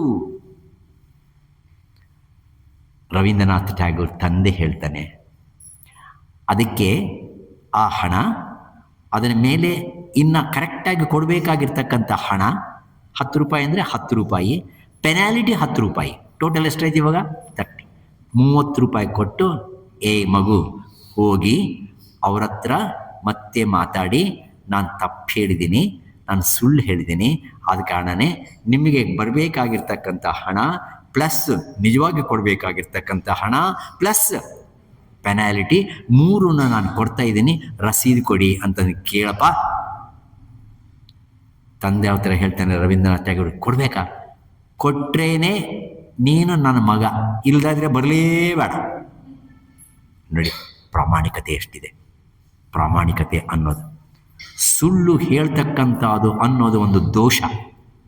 ಆ ದೋಷವನ್ನು ಒಂದು ಸಾರ್ತಿ ಬಿಟ್ಟ ಮೇಲೆ ರವೀಂದ್ರನಾಥ್ ಟ್ಯಾಗೋರ್ ಆ ರೀತಿಯಾಗಿ ಬಂದು ನಮಸ್ಕಾರ ಮಾಡಿ ತಂದೆಗೆ, ನಾನಿವತ್ತಿನ ದಿನ ತುಂಬ ಸಂತೋಷವಾಗಿದೆ ಅಪ್ಪ, ನಾನು ಇನ್ನೊಂದು ಸಾರ್ತಿ ಆ ತಪ್ಪು ಮಾಡೋದಿಲ್ಲ, ಸುಳ್ಳು ಹೇಳೋದಿಲ್ಲ, ನಾನು ಸುಳ್ಳು ಹೇಳೋದಿಲ್ಲ ಅಂತಂದು ಬಿಟ್ಟ ಮೇಲೆ ಮತ್ತೆ ಹೇಳಬಾರ್ದು. ನಮಗೆ ಸಾಧ್ಯನಾ? ಇದು ನಿಜವಾಗಿರ್ತಕ್ಕಂಥ ವೇದಾಂತದ ಫಲ. ಅದನ್ನೇನಂತೀವಿ ಅಂದರೆ ಉಪರತಿ ಅಂತೀವಿ. Smoking is bad. Who doesn't know that? I have left smoking, but friends have compelled me to smoke. I have started. Finished. You're gone. Your character is lost. ಅಷ್ಟೇ ಅಲ್ಲ, ತದನಂತರ ಶ್ರದ್ಧಾ ಅನ್ನೋದು ಇನ್ನೊಂದಿದೆ. ಶ್ರದ್ಧಾ ಅಂದರೆ ತ್ರಿಕರಣ ಶುದ್ಧಿಯೇವ ಶ್ರದ್ಧಾ. 3 ಕರಣಗಳಿಂದ ಎನ್ನ ಮನಸ ಮನುತೆ ತದ್ ವಾಚ ವದತಿ ತತ್ ಕರ್ಮಣ ಕರೋತಿ.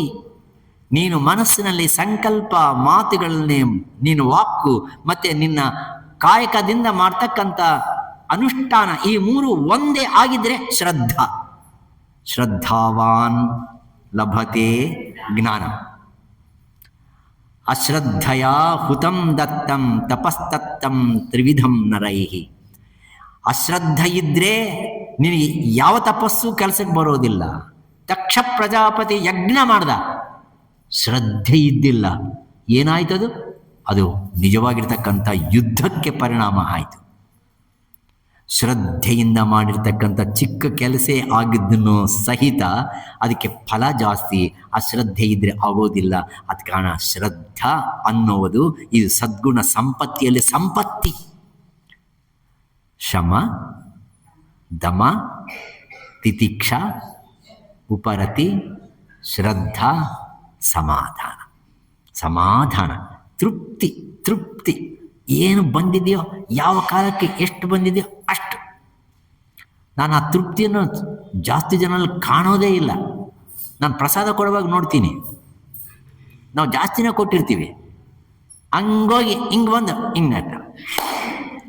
ಆದರೆ ಏನಿಲ್ಲ ಅಂತಂದು ಅರ್ಥ, ತೃಪ್ತಿ ಇಲ್ಲ ಅಂತಂದು ಅರ್ಥ. ಇದು ಪ್ರಸಾದ ನಾವು ಎಷ್ಟು ತಗೋಬೇಕು ಅಷ್ಟೇ ತಗೋ. ಹೋಗ್ತೀವಿ ಒಂದು ಕ್ಯಾರಿಯರ್ ತೊಗೊಂಡು ಹೋಗೋಣ ಸುಮ್ಮನೆ. ಅಲ್ಲಿ ಎಷ್ಟು ಜನ ಬಾ ಬಾ ಬಾ ಬಾ ಬಾ ಪ್ರಸಾದ ತಿನ್ನೋದೇ ಅಲ್ಲದೇನೆ ಕ್ಯಾರಿಯರ್ ತುಂಬ, ಅದರಲ್ಲಿ ಏನಾರ ಕಡಿಮೆ ಹಾಕಿದ್ರೆ ಸುಮ್ಮನೆ ಸ್ವಲ್ಪ ಜಾಸ್ತಿ ಆಗಬಾರ್ದ, ವಡೆ ಚೆನ್ನಾಗಿದೆ ಒಂದು 2 ಹಾಕೋದಲ್ಲ 4 ಹಾಕಲ್ಲಿ. ಇದು ಸಮಾಧಾನ ಇದೆಯಂತೀರಾ? ಸಮಾಧಾನ ಇಲ್ಲಂತೀರಾ? ಸಮಾಧಾನ ಅಂದರೆ ತೃಪ್ತಿ.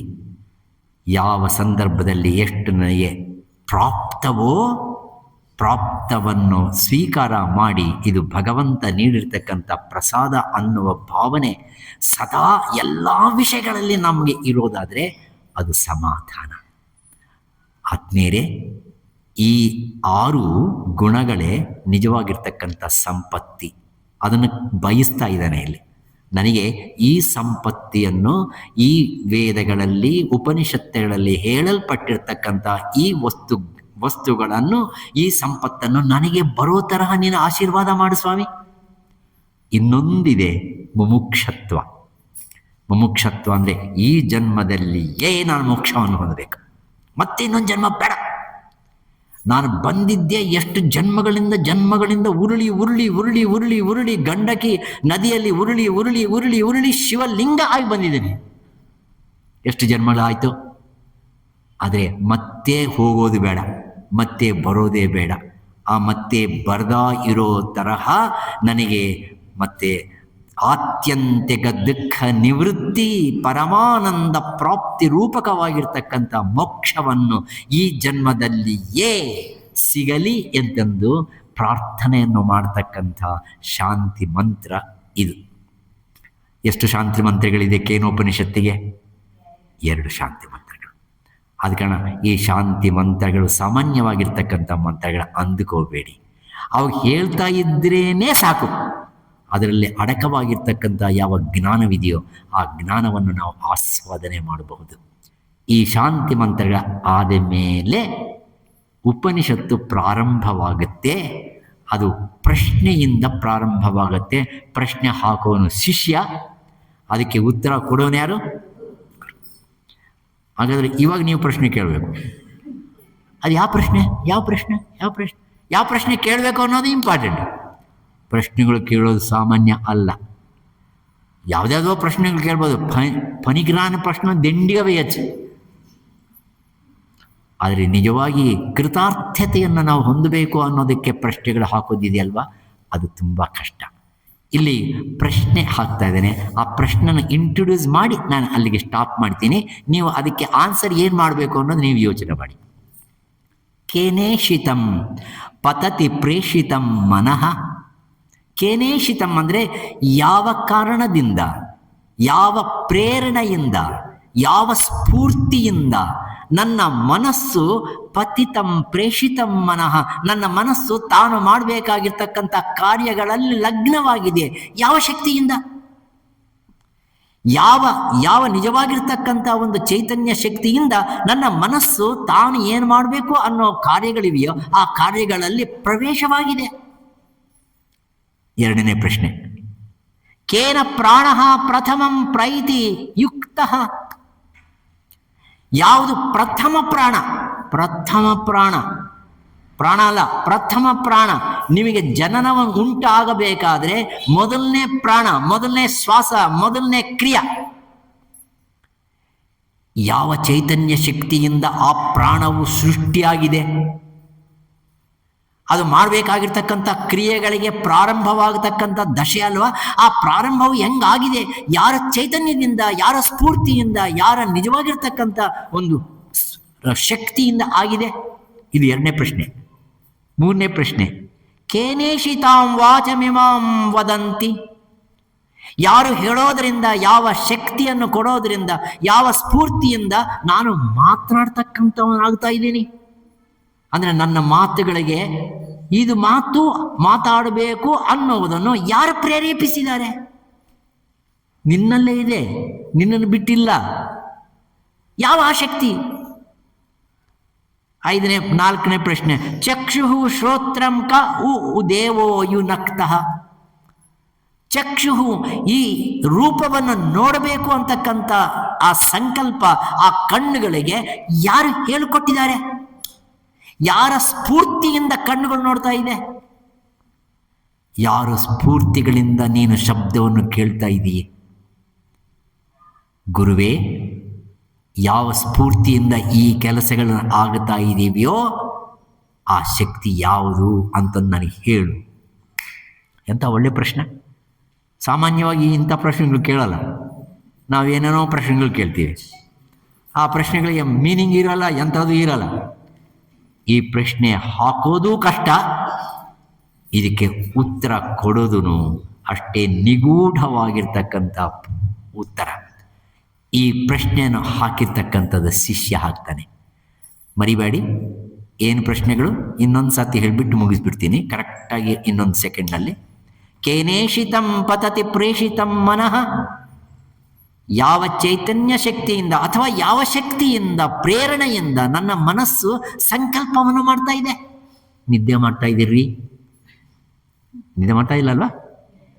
ನಿದ್ದೆ ಮಾಡ್ತಾ ಇದ್ದೀರಿ ಅಂದ್ಕೊಳ್ಳೋಣ. ಚಕ್ ಅಂತ ಎಚ್ಚರಿಕೆ ಆಯಿತು. ಫಸ್ಟ್ ಸಂಕಲ್ಪ ಯಾವುದು? ನಿಮಗೆ ಗೊತ್ತಿಲ್ಲ. ಇವತ್ತು ಟೆಸ್ಟ್ ಮಾಡಿ, ರಾತ್ರಿಯಲ್ಲಿ ನಿದ್ದೆ ಮಾಡಿ, ಬೆಳಗ್ಗೆ ಎದ್ದ ತಕ್ಷಣವೇ ಒಂದು ಸಂಕಲ್ಪ ಶುರು. ಆ ಸಂಕಲ್ಪ ಇಲ್ಲದೇ ಎದ್ದೊಳಗ ಇಲ್ಲ ನೀವು. ಫಸ್ಟ್ ಸಂಕಲ್ಪ, ಪ್ರಥಮ ಸಂಕಲ್ಪ ಯಾರು ಕೊಟ್ಟರದು? ಆ ಸಂಕಲ್ಪ ಬರಬೇಕಾದ್ರೆ ಎಲ್ಲಿಂದ ಉತ್ಪತ್ತಿ ಆಯ್ತದು? ಇದು 1ನೇ ಪ್ರಶ್ನೆ.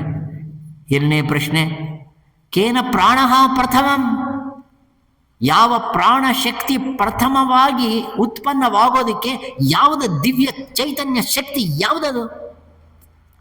Which is the driving force which has made me in order to breathe. The first breath, not the last breath. The first breath, who has given that? Who has driven that? Who has compelled it to come out? 3ನೇದು, ಕೇನೇಷಿತಂ ವಾಚಮಿಮಾಂ ವದಂತಿ, which is the driving force which makes me to talk, which makes me to open. ಮಗು, ಚಿಕ್ಕ ಮಗು ಅಳುತ್ತೆ. ಆ ಅಳೋದಕ್ಕೆ ಕೊಟ್ಟಿರ್ತಕ್ಕಂಥ ಸ್ಫೂರ್ತಿ ಯಾರು? ಅಳಬೇಕು ಅಂತಕ್ಕಂಥದ್ದು ಹೆಂಗ್ ಬಂತದಕ್ಕೆ? ಯಾರು ಹೇಳ್ಕೊಡಿಲ್ವೇ? ಎಲ್ಲಿಂದ ಬಂತದಕ್ಕೆ? ಅಷ್ಟೇ ಅಲ್ಲ, ಚಕ್ಷು ಶ್ರೋತ್ರಂ ಕ ದೇವೋ ಯುನುಕ್ತ. ನಿನ್ನ ಚಕ್ಷು ಅಂದರೆ ಕಣ್ಣು. ನಿನ್ನ ಕಣ್ಣುಗಳು ಒಂದು ದೃಶ್ಯವನ್ನು ನೋಡಬೇಕು ಅಂತಕ್ಕಂಥದ್ದು ಯಾರು ಹೇಳಿದ್ರು? Who drives that? Who drives your ears to hear? ಈ ಪಂಚ ಜ್ಞಾನ ಇಂದ್ರಿಯಗಳು, ಪಂಚ ಕರ್ಮೇಂದ್ರಿಯಗಳು ಚಾಲನವಾಗಬೇಕಾದರೆ ಯಾರ ಸ್ಫೂರ್ತಿಯಿಂದ ಆಗಿದೆ? ಆ ಸ್ಫೂರ್ತಿಯಿಂದ ಏನಾಗಿದೆಯೋ ನನಗೆ ಹೇಳ್ಕೊಡಿ ಗುರುದೇವ, ಯಾರಿಂದ ಆಗಿದೆ? ನಾಳೆ ನೋಡೋಣ. ಇದು ಜ್ಞಾನವನ್ನು ಚೆನ್ನಾಗಿ ಅಭ್ಯಾಸ ಮಾಡಿಕೊಂಡು ನಿಮ್ಮಲ್ಲಿ ನೀವೇ ಶೋಧನೆ ಮಾಡೋದು. ಅಂತರಂಗ ಶೋಧನ ಇದು ಬಾಹ್ಯ ಶೋಧನ ಅಲ್ಲ, ಇದು ಅಂತರಂಗ ಶೋಧನ. ಆದ ಕಾರಣ ಅಂತರಂಗ ಶೋಧನವನ್ನು ಮಾಡಿ ಈ ಉಪನಿಷತ್ತಿನ ನಿಜವಾಗಿರ್ತಕ್ಕಂಥ ಅರ್ಥವನ್ನು ಅರ್ಥೈಸಿಕೊಂಡು ಕೃತಾರ್ಥರಾಗತಕ್ಕಂಥ ಸದ್ಬುದ್ಧಿ ಸದ್ಗುರುನಾಥ ನಮಗೆಲ್ಲರಿಗೂ ಕೊಟ್ಟು ಕಾಪಾಡಲಿ.